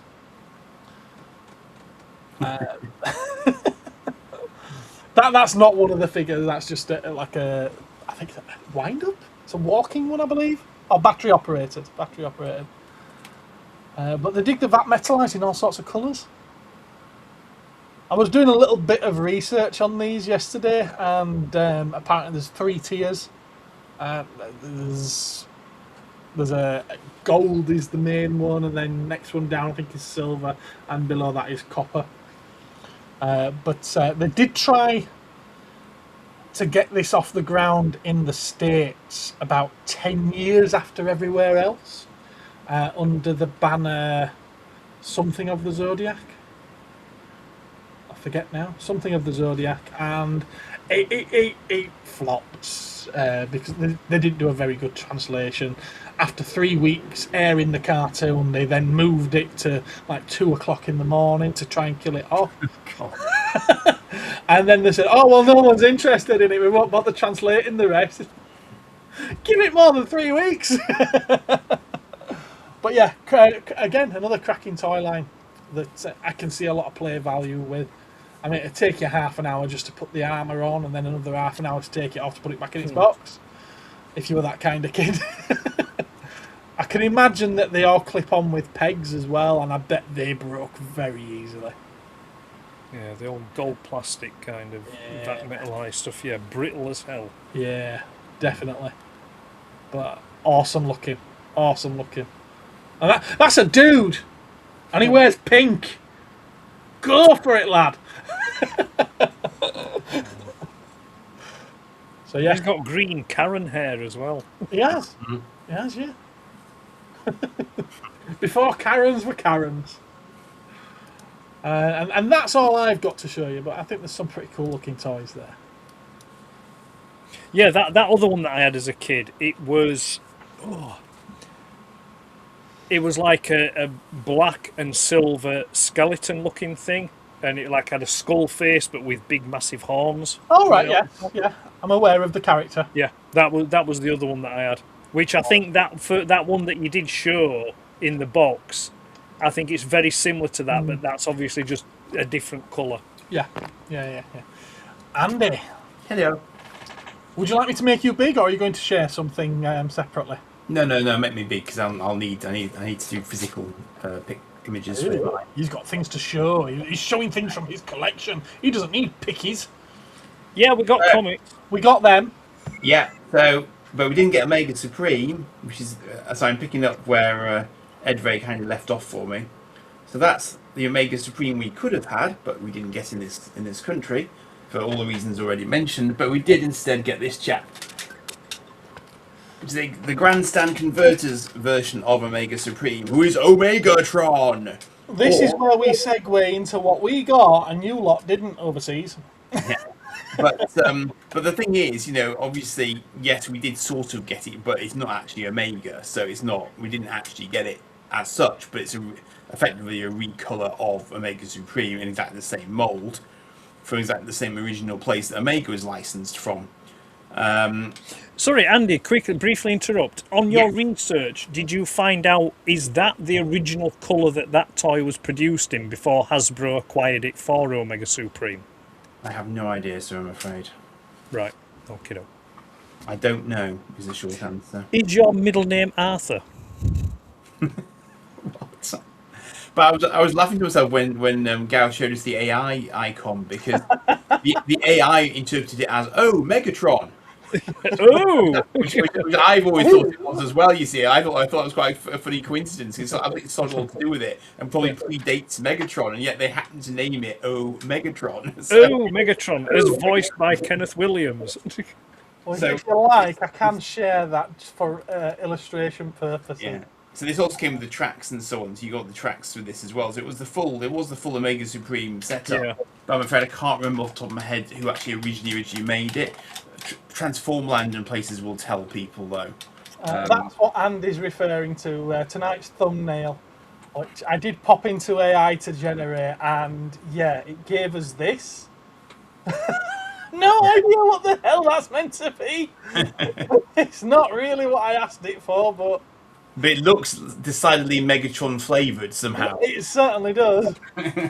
Converters. Oh, Megatron, the robot that converts to a battle station. Yes. So I mean, it got grandstand. Yes, it did get I'm gonna grandstand. mention grandstand in No, no. Well, it can be quite clever like that, but yeah. It's Yeah. the logo for it as well. Yeah. And the box doesn't look bad either because it's given it a slightly weathered-looking box as well. Which Yeah, is it's done a good job. yeah. I don't know what these are, but it worked for what we were going That for. looks more like Fortress Maximus down the bottom there as well. Now then, I also, because obviously I was kind of looking at my collection, what I could actually show, but there is this chap. So this is a figure from Robot Anti-Terror Squad, Rats. Oh, right, okay, yeah. So we got this line in Europe, but in America they got Stariors. And Yeah. the line that we got is slightly different to the original Stariors. I don't think we got things like their big battle fortress and stuff. But we got we did get a fair number of their bits, but they were kind of renamed and reshaped for our market. But that's a little Marvel comic run that was done to support that particular license. And it's got a slightly detachable. I was smiling actually when you were showing yours because of course it's got quite a. I don't know if this is officially vac metalized or not, but it's got a very shiny gold spinny arm thing that they have. But I remember very distinctly having a blue one of these when I was little, as one of the sort of the good guy kind of ones. So Sorry, Andy, could I just quickly share with you your original there you go. There you go. That is the original, and it was called Super Change Robots. Woohoo! Mechbot 1. Mechbot 1. And as you can see, the colours are pretty much what was released for Grandstand. Yeah. I don't think they would have gone to the effort of trying to repaint them somehow. I think they would literally just reboxing, reselling stuff, so that makes perfect sense to me. Yeah. So there you go. Yeah, thank you for that. I also thought of these guys as well, because in America they got the RoboStrux repaints, which I don't believe that we got, so that they're desirable for Zoids collectors here. And of course our Zoid lines kind of petered out just as they were getting sort of chromy and shiny over here, I believe. We seemed to carry on for a little while. There was definitely a series beyond the ones that I was aware of. But I think Japan just kind of kept on going infinitely with Zoids, didn't it? Because I mean, Gareth, Well, I think, wasn't it, didn't Zoids, well, before Zoids, they tried being released in America a few times. I think it was about 2 or 3 times before. RoboStrux was quite a short-lived release, you're right. Yeah. So it didn't actually gain any traction until it was released as Zoids. But then again, I don't believe Zoids did as well in America as what they did over here and in Europe. No, I mean, I don't think they got the. Well, I imagine they didn't get the comic. No. So I don't know whether that had a. But they didn't get the comic in Europe either. But a couple of Zoid collectors that I spoke to on, part of the collector's archive. Yeah. They did say that occasionally they would go to comic shops and find imported UK Zoid comics, but they weren't readily available. So it was I suppose it was one of those things that how well can a toy do if there's no backup media for it? Yeah. Especially something like that. And they were a good example of that because there were no cartoons either. No. At all full stop, until much later, and then it was kind of a different Zoids universe. Yeah. You've got the cartoons were set in, and they were Japanese translation cartoons as well. And it was all centered around Liga, wasn't it? Yeah, a lot of them were, but there was a different. The story did evolve over time as well, set in different time zones and stuff. So there's a big lore LORE behind Zoids as well.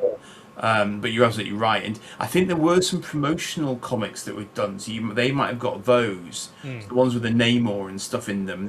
That sort of those little brief ones might have made it across the. I would have thought as well. Perhaps in Europe they would have got the Zoids. Stories that appeared in Secret Wars comics. Yeah, but they were standalone Zoids comics, though. So, I mean, yeah, I know what you mean. So you're thinking there's like the 6 issues or so that appeared in the Secret Wars as a backup strip kind of thing. Yeah, maybe. So I'm just smiling at myself because I always remember this little Omega Supreme sequence here.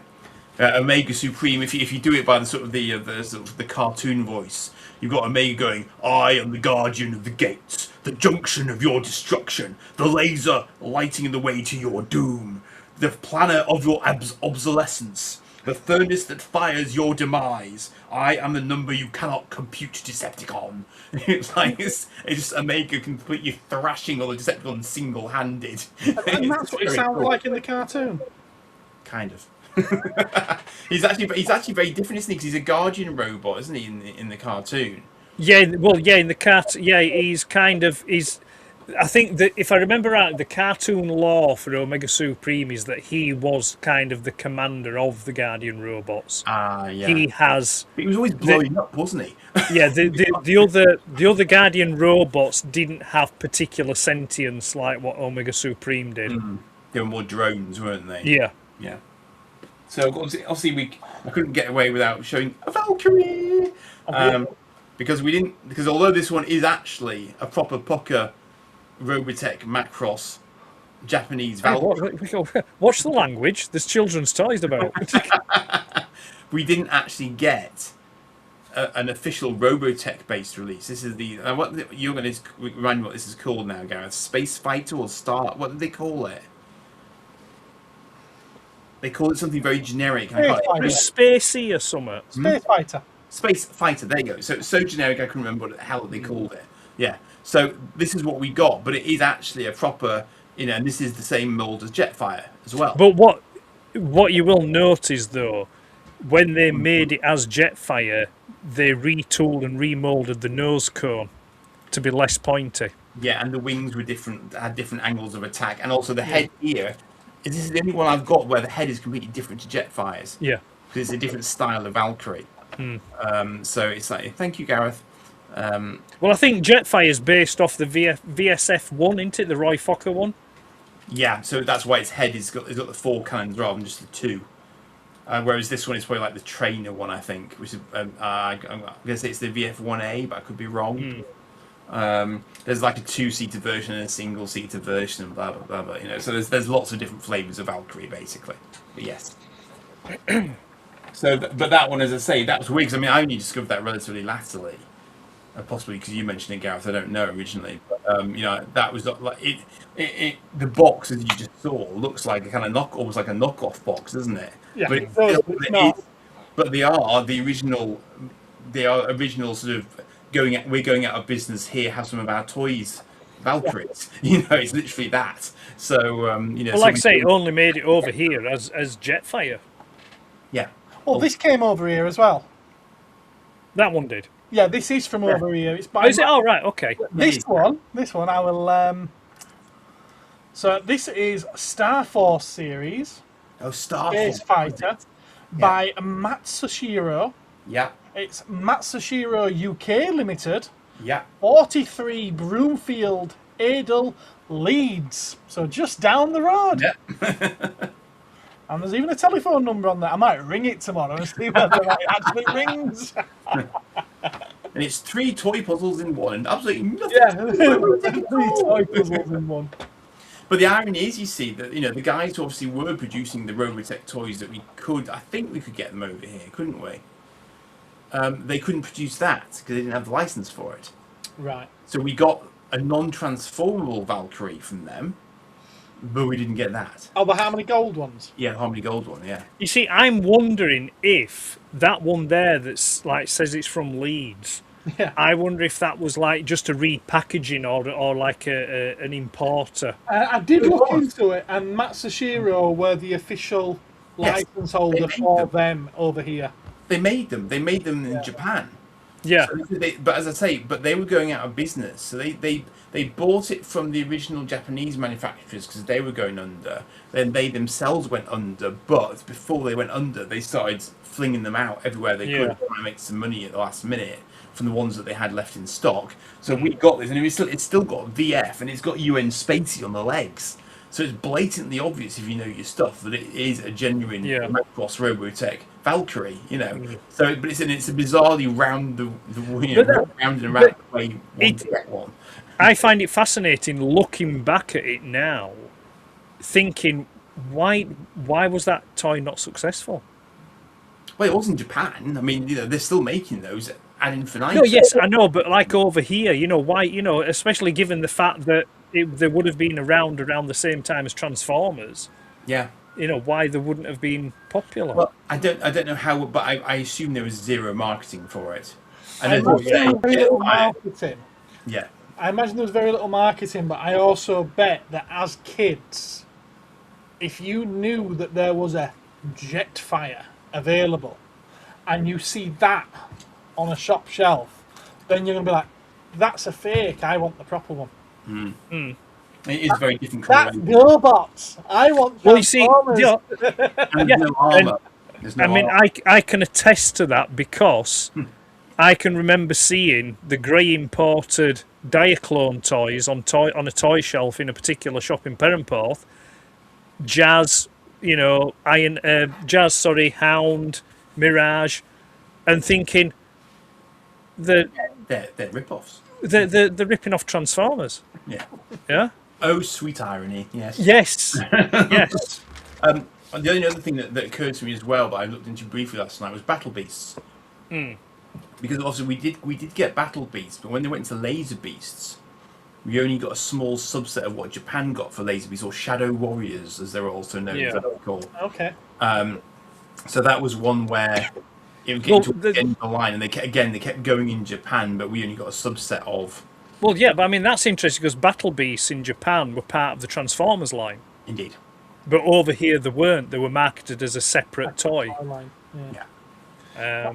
I'm going to have a little catch up with the chat because been miles behind. Yes, we are tardy with the chat. Yes, that's true. Yeah, Dave likes Artfire. That's how far behind I am. Yeah. There were a few other comments during that time as well. I'm going to have to start somewhere though, so just skim. Zero financial sense, Dave. I'm not sure. Oh, that's regarding Dave would buy Artfire over any number of vinyl cake gels. It makes zero financial sense. It was Estrella that released them in Brazil. Estrella is Brazil. They did lots of weird G.I. Joes as well. Speaking of Brazil, does anyone know of the Tech Toy Mega Drives? I've never heard of them. Never heard of them. Not I, Dave. Not I, says other Dave. Were there any Fun School Transformers variants that Ed knows of? Ed has momentarily left the building. Yeah, never mind. Bet the Battle of the Planet stuff is spenny. Some of it is, some of it isn't. I think it depends how loose it is. You know, I've seen some on cards, which is less. Yeah. Pocket friendly. We didn't get Battle of the Planets toys at all, says Mark over in the US. The cartoon was only syndicated regionally, as was Star Blazers. Okay. PPA's Perfectly Programmed Android. Perfectly correct answer, sir. Yeah. Mega Drive was licensed to a company called Tectoy to manufacture in Brazil due to high import tariffs. It was such a success that they continued making it in various iterations until 2023. What's balmy is that Sega and other companies have also continued making it over here and releasing it as different kinds of minis. Look at that IG88 goodness. Tim had an IG-88 in his collection. And Mark's pretty sure that Dave, Reanimator Dave, who's not with us tonight, had one of the IG-8s as well. I wouldn't be surprised if he did, because he's, let's face it, he's travelled the world and he's been in a position to blow any kind of money on stuff like these, and he made a point of collecting the bounty hunters, so I wouldn't be surprised in this. Of course he did, yes. Diecast, says Martin. Tim loved the TIE Bomber. Canadian Empire Duolingo Sandcrawler is rare as over here. Yes, Ed, they did show them in our catalogues. That's Micro World, Star Wars. I mean, it was bilingual. I mean, the packaging. Micro is mighty. Micro collection was great, says Tim. Dave agrees with him. Falcon had both guns on it, top and bottom.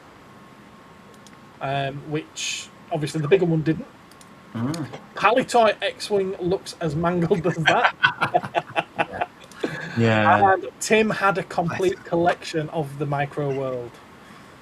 Yeah, I bet if you were to sell those now, they'd go for a lot more than what they went for when you sold them. Sorry to say. Did we get the Star Wars Play-Doh set? I've not a clue on that one. Maybe that's something to look at for a future installment of this, because I think we will be revisiting this topic. Sorry, what was that, Gareth? Did we get the Star Wars Play-Doh set? Oh, don't know. I think there was more than one set actually as well. Something looks awesome. Well, we didn't get the droid factory, did we? No, we didn't. I did save some things for future. Yeah. Is that why it's still hard to find the R2D2 that's got 3 feet then? That's the one. That's the one, yeah. Tim still got the TIE Fighter, the die-cast one. Could be a galaxy far, far away. Weren't the UK Android thingies? That's Muton, Android, and whatnot. Cyborg. A different scale to the Japanese. Interesting. I'm not sure if the Japanese had them in 2 sizes and we got the smaller of the 2. It was when in the 70s when the oil crisis hit. Takara made the Micromen 3 3/4 inch size. No, the Dennis Fisher's ones we got were about so big, as opposed to 12-inch. They were more like 8 or 9-inch. That's what he's referring to. All right, okay. But I don't know if in Japan they had 8 or 9-inch and 12-inch. I'm not sure. I think the ones in Japan would have been the same size as the original G.I. Joes. Exactly, and that's what I'm saying. I don't know if they also had the same size as the ones that we got as well. Right. I don't know if they had 2 lines of them before. I didn't realise the Denny Fisher's ones were smaller.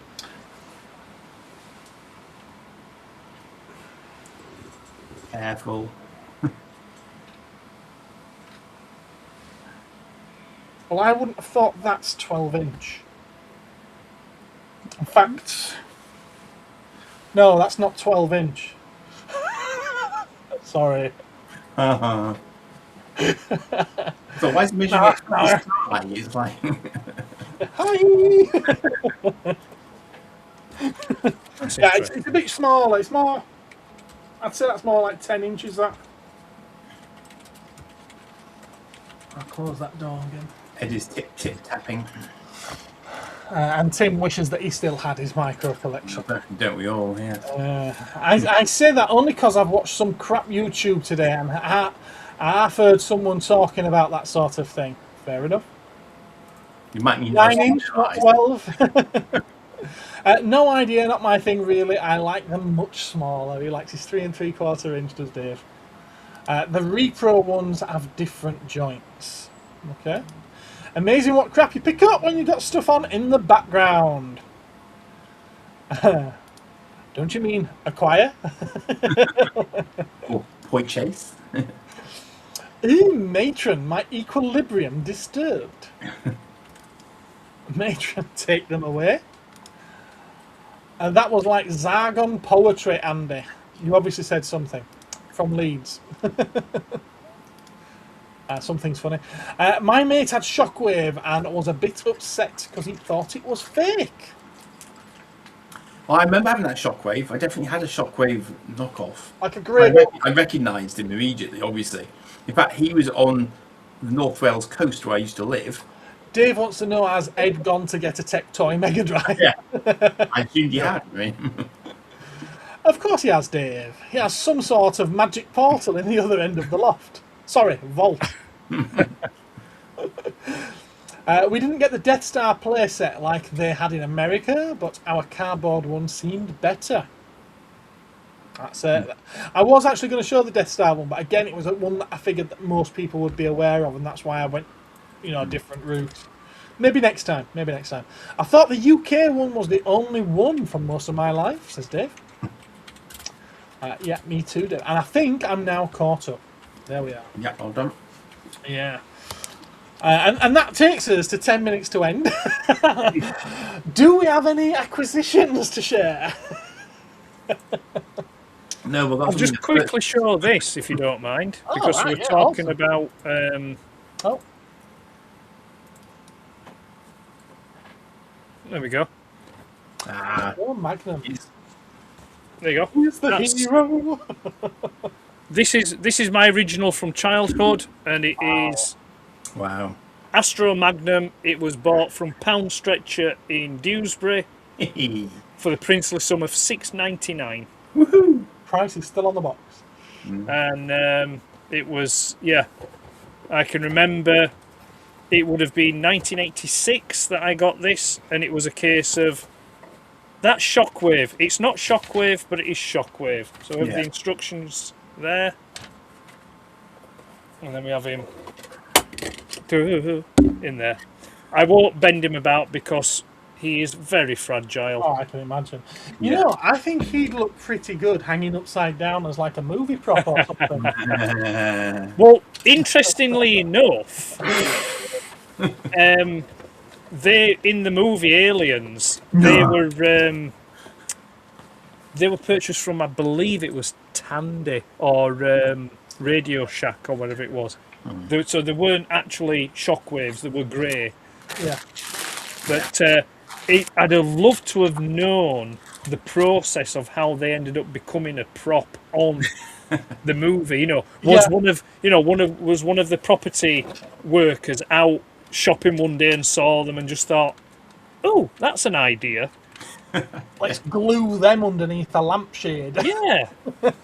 Or maybe they're just playing with them as guns, like on downtime on the set or something, rather than the pulse rifles. It's like. And it'd be interesting to know what happened to them after filming finished. I could just see someone nipping out, buying loads of them, bringing them back. It's like, James, Mr. Cameron, sir, you've told me to get some pulse rifles. Well, how about this? Yeah, I don't think there's actually substitutes for them somehow, but anyway, yeah.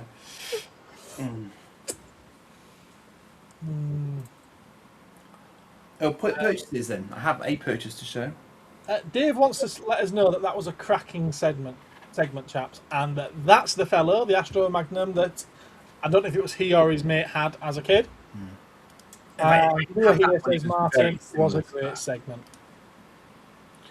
Radio Shack Shockwaves were officially licensed too, so they technically weren't knockoffs. No, they were, because it was like Grandstand Converters. Grandstand Converters were perfectly licensed. Mm-hmm. So no one happened to pick up, the Hasbro didn't pick up the license in the UK for the Omega Supreme toy, so we got Grandstand Converters version, as we did for a couple of other bits from them, so it's just the way of it, so yeah. Just to, so the Henshin Cyborgs, which apparently means changing cyborgs, were 12-inch in Japan. That's right. And they were sold between 72 and 74. Right, so they didn't have a smaller sizes either. No, and it looks, and the interesting thing is, I'm looking at the photos here, and the one that I had as a kid must have been a 12-inch one, because the joints look slightly different on that one that you have there to the 12-inch versions. And it's the one that you have there, does it have a split joint in the middle of the bicep? What, this? Yes. Right, yes, it does. Just shows the waist section and the top of the legs. Right. Yeah. So Has a wonderfully curvaceous bottom. so that's curious then. So why? I wonder why Dennis Fisher reproduced them so exactly, but changed the scale of them. No idea. Because, like I say, the website that I'm on is like it's a Henshin Cyborg history one, and it's showing you them next to GI Joe figures, and they're identical apart from just being translucent. Ed, could you please answer Dave's question in the chat so we can go to bed? Thank you. What's the chat? What's the yes, question? he did ask Ed if there were any Fun School Indian Market Transformers. Can't go to bed without knowing. Don't tell him. Don't tell him. No, I don't think. I think they just did GI Joe stuff. There was in America. There was what it Dairycon. God, you're no fun. They did. They did Jazz. Jazz was a mail away. Dairycon. I think it was the same. They did another one as well, but I can't think offhand who else did. But no, to my knowledge, I think Fun School only did the GI Joe figures. So sorry about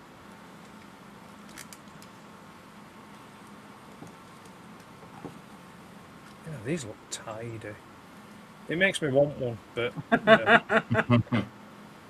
I'd just want what I had back when I was a kid. Fair enough. I could collect the whole lineup of these, and when I see them in videos of Jonathan Ross's collection, I'm like, oh. Yeah. Especially now that I'm looking for the Red Baron outfit, it's £380. So Yeah, apparently I'm a git.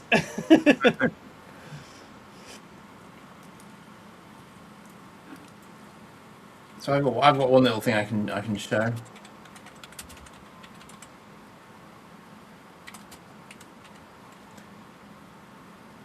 And do you want to make him large, Gareth? Andy's got something to show. I don't think I can do it from my end. I've got this. It's a little teeny tiny Hawkwing from Terrahawks. Wunderbar. Oh, which one's that? It's Hawkwing, but it's the action. It's the sort of the action die-cast and plastic version. So it's really heavy. But I had about 3 of these on the card. You'll see these in my video tomorrow night. And then randomly, the remaining 3 that I didn't have loose popped up on eBay like almost simultaneously. So of course Miggins therefore went swoop because I've never seen them loose before, and it's nice because I've never really sort of had these in the hand before. And they're terrific. They're really nice quality.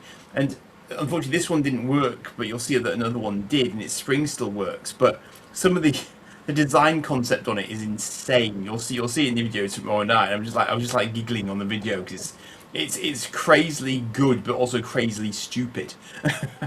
But for reasons that will become apparent. But yeah, so I actually managed to complete my little collection of those little those sort of tiny Terrahawks die-cast ones. So Dave says he had that and it's long since destroyed, which baffles me considering he's been sharing pictures with us of the toys he had as a kid, and they're all immaculate. They all have all the pieces. yeah, but How did you break a die-cast toy? but it's only plastic on the front, you see, and the wings are only plastic and stuff. So it's, I mean, but it actually splits off as well. So it's got, it does what it does in the show as well. Starship Enterprise. Yep, ahead of its time. Oh, his might have been the bigger one. Yeah, there are 2 others that are larger than this. So this is actually quite interesting for me because I don't think I'd ever really thought about these out of the packet before, and thought actually, yeah, they did it in multiple tiers, and yet none of the enemy ships. That's what's crazy about the range as a toy range. None of the enemy ships whatsoever, and no cubes. All you get is Zelda. That's it. Bonkers, quite frankly. And quite frankly, it's crying out. It's crying out for someone to come back and redo it. Actually, really. Yeah. So no Link, only Zelda. No. Not the son that talks like he's gargling. Young Star. Yes. Young Star, yeah. Young Star and Sister. Have you got anything to show us, Ed? I have. You may see them here over my shoulder. There we go. So I will show first of all fantastic model Rambo, or as we know him, Sideswipe. It looks very clean, that one, in A terms Lambo. of lines. It's what, Andy? It looks very clean in terms of his lines. Yeah, I'll be honest with you, it's no secret, I have gone off the boil a bit with Masterpiece, but this arrived this week and it's kind of rekindled it ever so slightly. But yeah, it's a lovely figure. A review will be coming of it, so I won't tell you too much about it at the moment. And then today arrived Missing Link Grimlock, which is just an absolute thing of beauty. It's, if you're a fan of Missing Link line, yeah, this is It does look good. this is a must-have. Is this one? This is I'd say, I mean, I'm biased anyway, but I think this is probably the best one of so far. It looks it. It's just gorgeous, and I just hope that they go and do the rest of the Dinobots. So if you put that next to original G1 Grimlock, is it exactly the same size, or have they? Yes, exactly the same. Same size. Fascinating. Yeah, it's the same. It's the same as, you know. I mean, this is Delta Magnus, but it's the same. You know, it's the same size as the original Optimus Prime. The only thing I think, and again, I'm just going by eyesight, I think the arms may be a millimetre or two longer, but until I get an original one out to compare it side by side. But That'll be to accommodate the elbow joints, though. I was going to say they've got to do something to accommodate. it's possible, but like I say,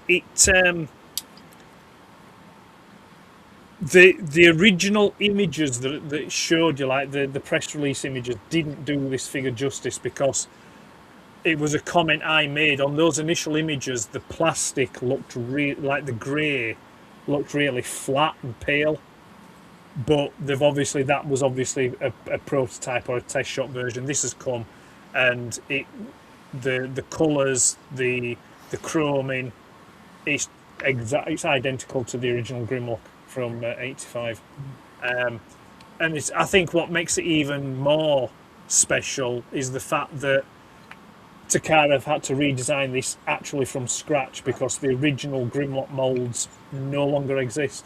Oh, wow. Well, they don't have. They're still available in China, because we get many knockoffs of Grimlock. Yes.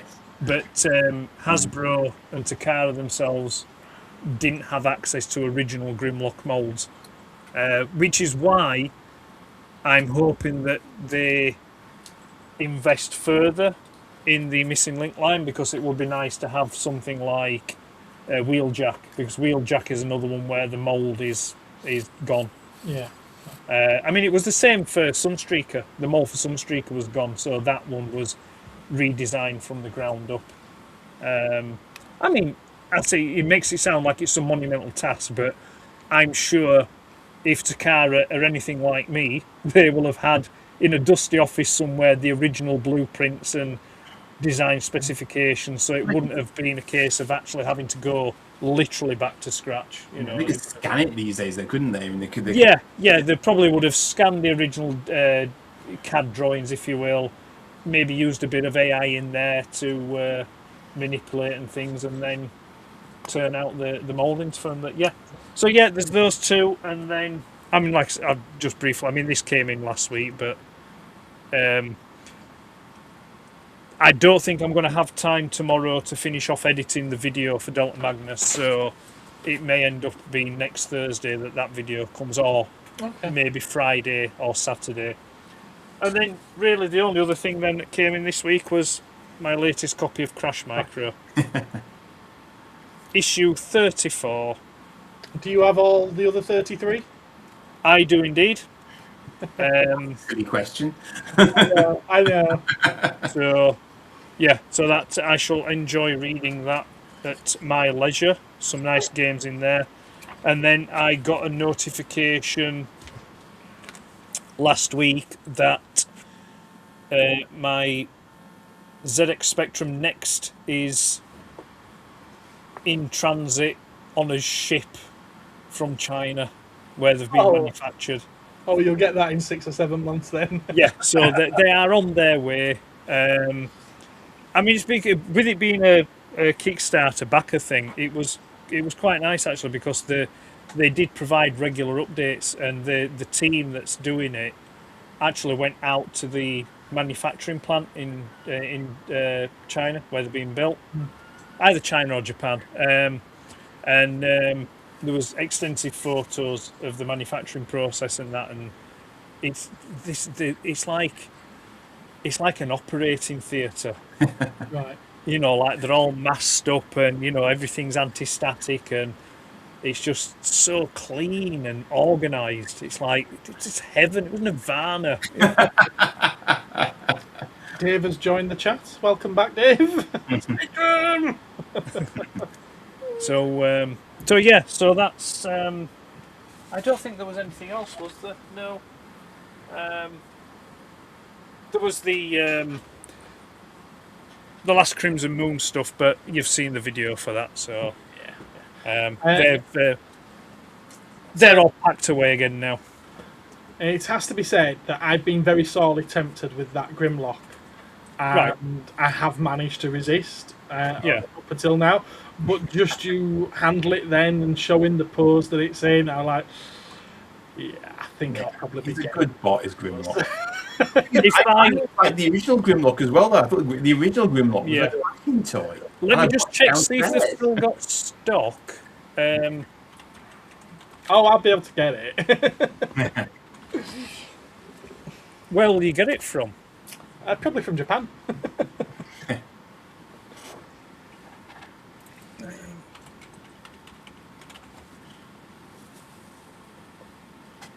they still got stock? By the way, Dave is digging the side swipe, and Mark points out that it looks kind of cartoon accurate. Does it? It does. That's what they're always aiming for. Yeah, the Fans Toys, because Fantastic Model is just Fans Toys. They're going hard on the cartoon accuracy, which it's having. Well, I'll wait for the review. I'll tell you in the review. Yeah. But Omega Lock have still got stock, and they're the cheapest in the UK at the moment for him. All right, okay, cool. Very good. So. Heresy, I know, but I never liked the Dinobots, says Dave. In which version? Do you mean as depicted in comics and cartoons? Really? Helicopter. Yeah. That's right, you know, flying that low, I can see what the pilot had for breakfast. Okay, well, I suppose I'd better show my pickups then. Sorry, my acquisitions then. Over there we go. Right, literally arrived today. Lego Speed Champions Fast and the Furious Toyota Supra, as driven by Brian, also known as Paul something or other. Paul Walker, wasn't it? Yeah. Very cool, very nice. Glow in the dark. Space Godzilla. CCP. Medium-sized. Blown vinyl, soft vinyl figurine. Yeah, still in the baggie. The artwork's a bit boring on these ones, but I suppose it is what it is. The thing is, whenever I see this is a disparaging remark, but whenever I see them in those bags like that, they look like the squeaky dog toys. You know, sometimes I look at them and I wish they did squeak. Same mould we've got here, but this one is in a translucent plastic in blue and pink, a little bit of yellow on his crown there. A bit of silver as well on his crystal tips. This guy will be popping up in the new Legendary movie, Godzilla X Kong Supernova. This is supposed to be the big bad guy in it. Yeah. There's a pretty sweet little Mothra in translucent blue and pink as well. Very cute. She's very nice. These were all pre-ordered for release, and it's when they get so many, I get them all shipped in one go. There's a Hedera in quite a nice pearlescent silvery whitey colour with pink and purple highlights. So are these aren't vintage things then? These are actually... No, these are brand new. Right. They're brand new. But it's just that they're leaning heavily into the kind of like the retro vintage style cards at the top. Yeah, well, the thing is, they still make them in the original way. Right. You know, the big cast iron moulds pulled out, dipped into the chemicals that are illegal over here, which is why we can't make them anymore. Yeah. And we've got Shin Godzilla.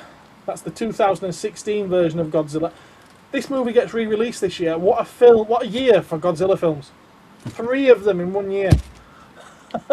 Is there other ones in that line? Oh, yeah. You know, like, you know, maybe ankle Godzilla and knee Godzilla. And... Oh, you know. Shin means a very different thing in Japan. So, yeah, translucent red with metallic blue and gold paint. And this could be my favourite out of this batch. It's a glow-in-the-dark one, so it's a white plastic with a spray of black and blue over it. And it's one of my favourite versions of Godzilla. You've heard me mention this one before, from Godzilla, Mothra, King Kong, Giant Monsters, All Out Attack. Yes, it's a long title. This is the one where he's all in black with just white eyes. No pupils, just pure white eyes. And he marches towards a hospital. And you've been following a couple of the characters that are in the hospital. And you're like, oh, he's going to knock the hospital down. Oh, no. And you're like, he walks past the hospital and you're like, whew. But then he just whacks it with his tail. And he's like, no, it's going. Yeah, so they arrived last week. I'm going to be honest with you. It's getting to the point with these now where the display cases I have for them are all full. So I'm going to get them all out and decide which ones I'm keeping. There's going to be probably about this many what I've just received that are going to be going because I just don't have the space for all of them unless I keep them in boxes like that, which they're too good for that. There was got to have some diecast content. We've got to have some Lamborghini Miura content. Obviously. There was. I was waiting for it. 1/43 scale Lamborghini Miura SV by Mini Champs. That also arrived last week. And I didn't know if anyone might want to watch me do an unboxing. I can't even tell you what's in this because I don't know. I order that much, I forget. So I won't take my time with it. I'll try to whiz through it. Because I am conscious of the time.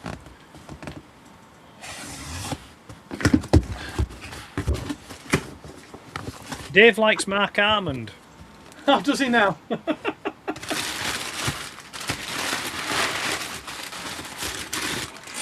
Lots and lots of paper. It's very well packed.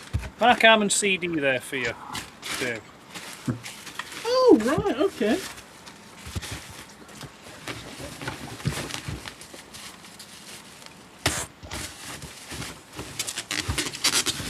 This one you've already seen before. Well, you will have if you watch my videos. It is... Get that off there so that you can see it clearly.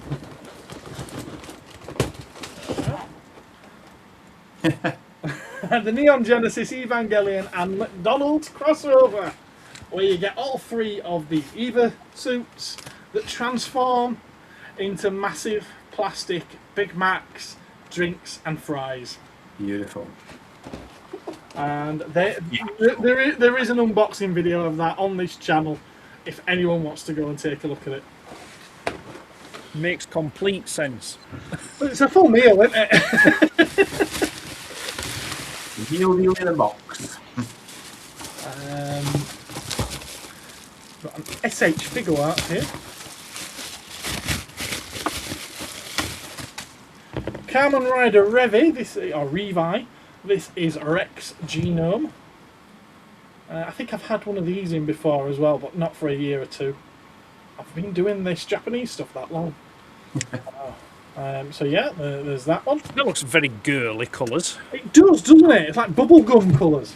Yeah. Yeah. Pink and blue. But I don't know, there's something about it where it just kind of pops. Bubblegum. It'd be right up Dave's alley. It would. Okay, fair enough. Oh, I'll have to get those horrible stickers off there for you to see these. Give us a minute.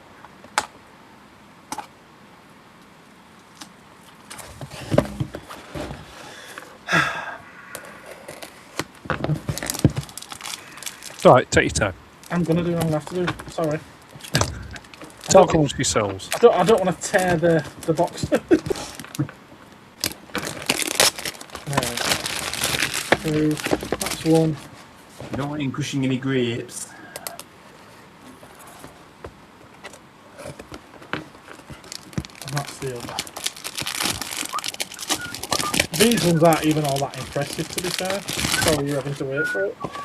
These are those Shodo figures, candy toys, where you get two sets. One's got the skeleton and I think maybe the head, and then the other set's got all of the armour in it. And you get to build up that figure in that one, and you get to build up that figure in that one. So some more Kamen Rider stuff. Another Safubi, this time from Ultraman. I can't tell you the name of this guy because I don't know it. Candy girl. But they've been doing these. I've had a few before. The really brightly coloured ones. They do a range called Kaiju Colours in Japan, and they're exclusive to a chain store called Don Quixote. And they take the Ultraman characters and repaint them in these vibrant colours, and they release them in foil bags, so they're blind bagged. You can tell what they are just by feeling them. Yeah. They've all got unique. Its mortal enemy is a giant finger. Yeah. It's got a giant eye in its mouth, but it's also got eyes at the bottom of its horns. How's it supposed to eat? It just eats seafood, doesn't it? It just eats seafood. And it's seafood and it eats it, badum-tish. And then we've got an Ultraman set.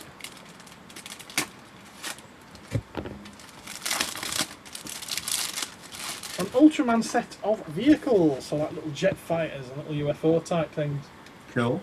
They're cool. They're not die-cast, they're literally says in very large letters on the back, PVC! But yeah, very cool. So that's the unboxing complete. Splendid. All of that, what came out of that box is going to be going to the shop. It's all shop stocks. It's not my stuff to sort of like share. You got to watch new at Cosmic Toys unboxing live on a Cosmic Council. That's a first. It's crossing the streamers. Oh, what's people saying? What's people saying? Words. Words. Right. Words, Okay. name. Yeah. Cartoon mainly regarding Grimlock. I think he dipped in the comics by then. They were particularly stupid in the cartoons, as I recall. Apparently it was an air ambulance head, two of them. Right then. Joe says, very random and out of nowhere, but I forgot to ask at Doncaster, have you still got those carded small soldiers, Garrett? Yes, I have. You were like 10 centimetres from each other. It's like... That was that one time, you know, we almost kissed, but... like Mark Almond, I don't know what that's referring to. Lambo! And remember this. The meal deal. Ah, right, okay, fair enough, yeah. Where's Meatwad? Meatwad? Opening up my acquisitions now, a Hot Wheels tuned Volkswagen Golf Mark 1 and a 41 Willys. Very good. Is that a box of 41 Willies? It's been down Ann Summers. It's bought up all the stock. I expect to see Dave's new video where he shows us how many he can get in his mouth at one time. Now? What? New nickname confirmed. Those little Ultraman vehicles are cute. Okay. How cute. How cute. Another little look at them just for you. Yes. There's something kind of... There's something shoot-em-uppy about them, to my mind. I was going to say Jerry Anderson. Yeah. There's an element of Jerry Anderson to them, but I find that with quite a lot of Japanese stuff, you know, because of the model work and everything. Yeah. They're very, very good at it. They are very, very good. And I think they learnt a lot from Jerry Anderson. And his stuff is big over there as well. Oh, yes. Particularly Thunderbirds. Oh, yes. Particularly Thunderbirds. Right, okay, well, I think we've had a good run tonight, and I would like to revisit our topic again at some point. Maybe not next time, maybe not the time after, but definitely some point in the future. Because I think it's got some more legs. So watch out for that one. We'll try and think of something equally gripping in time for the next segment. It's just won a 1941 Willys car, which shall not be going in his mouth. He's got other orifices for that. We'll be reversing into the tradesman's entrance. Deliveries round the back. He'll have to lift up the rear of his loincloth in order to get that in. All right, ladies and gentlemen. It'll be interesting on the X-ray anyway. Thank you all for watching. Guys, have you got anything upcoming? Yes. Tomorrow you will be seeing these chaps a bit closer up. Excellent. Along with some others as well. Aren't immediate pickups, they've been past pickups, but I'm doing them for scale purposes, so. Fair enough. I might not be on the chat. I may be on the chat actually, it's possible, but. And you think yours is going to be next week now? Yeah, I don't. I mean, I've just been really busy with work this week, back end of last week and this week, so I've just really not had the time to. I've started the edit. I'm probably about 2/3 of the way through, but I'm not confident that I'm going to be able to get it finished in time to be able to get it up for tomorrow evening. So if I can, I will, but don't be surprised if it doesn't make it. That being the case, I think I'll probably go for... There's no point me doing Friday because it's Transformers the show, so nobody will watch it. So I think I might do it maybe Saturday, or actually no, I could do it Sunday because there's no Toy Me Toy You this Sunday, is there? I was going to say, do you have any streams planned? Not until Lee starts his ever so original building stuff stream. I was only winding him up about that, you know. I'm certainly not the first person to do a live stream building something. I've no streams imminently, but as I mentioned last time when we were on the council, I think I will be resurrecting certain live streams when we start getting into autumn. Okay, cool. I think it's just because I think through the summer months I just prefer not to do it. You know, if for nothing else, it's just unbearably hot up here through the summer. It's surprisingly melty when you're upstairs in this weather. When you're sun facing, it's not fun. So. Yeah. So, but yeah, there are things that I would like to bring to you stream wise over the autumn and winter months, but no, nothing imminently. And if you haven't caught it, you can of course catch up with my G1 Minibots video from earlier in. Well, apart from tonight, you've had one every day this week so far. You had one Monday and Tuesday, didn't you? No. I thought you had a video on Monday and Tuesday.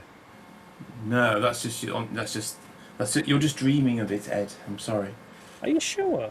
You had one Monday with the Minibots. Yeah. Was the Minibots Monday? Yes. Oh, it might be me because on Tuesday I was watching his Doncaster one. That's probably what it was. There we go. You're playing catch up. Yeah. There we go. Fair enough. Fair enough. Right. Okay. Do I have anything coming up? I've got some footage in the bank for a what's new at Cosmic Toys. It needs editing. I haven't even started on that, so I'll be surprised if it gets out this week. I had been planning another What's New from Pussycat. What's New Pussycat, yeah, from San Diego Comic Con. That's what I named the episode, wasn't it? Yeah. I was planning another one of those, but I kind of feel like we've covered most of what I wanted to show tonight. So it seems a little, pointless doing it now. So I won't do another one of those. So I think it's going to be the What's New at Cosmic Toys when I finally get around to that. If I can get it out for the weekend, I might do. If not, it'll be next Tuesday. It is what it is. And other than that, I've got nothing else filmed. Loads of stuff to film. It's just I've not been feeling it. I realise I need to get my finger out and get back onto that cart and get going again. I will do, because I enjoy doing it. But it is, like you guys have just mentioned, it is very warm up here where you do the editing. It's not the best time of year to be doing it. No, it isn't. Oh, there is, sorry. If you missed it before the Cosmic Council, there was my 5-minute Grimlock unboxing. Yeah, it was like, what's in the box? It's that. Yeah. That. The wrapping paper was gorgeous. But it really?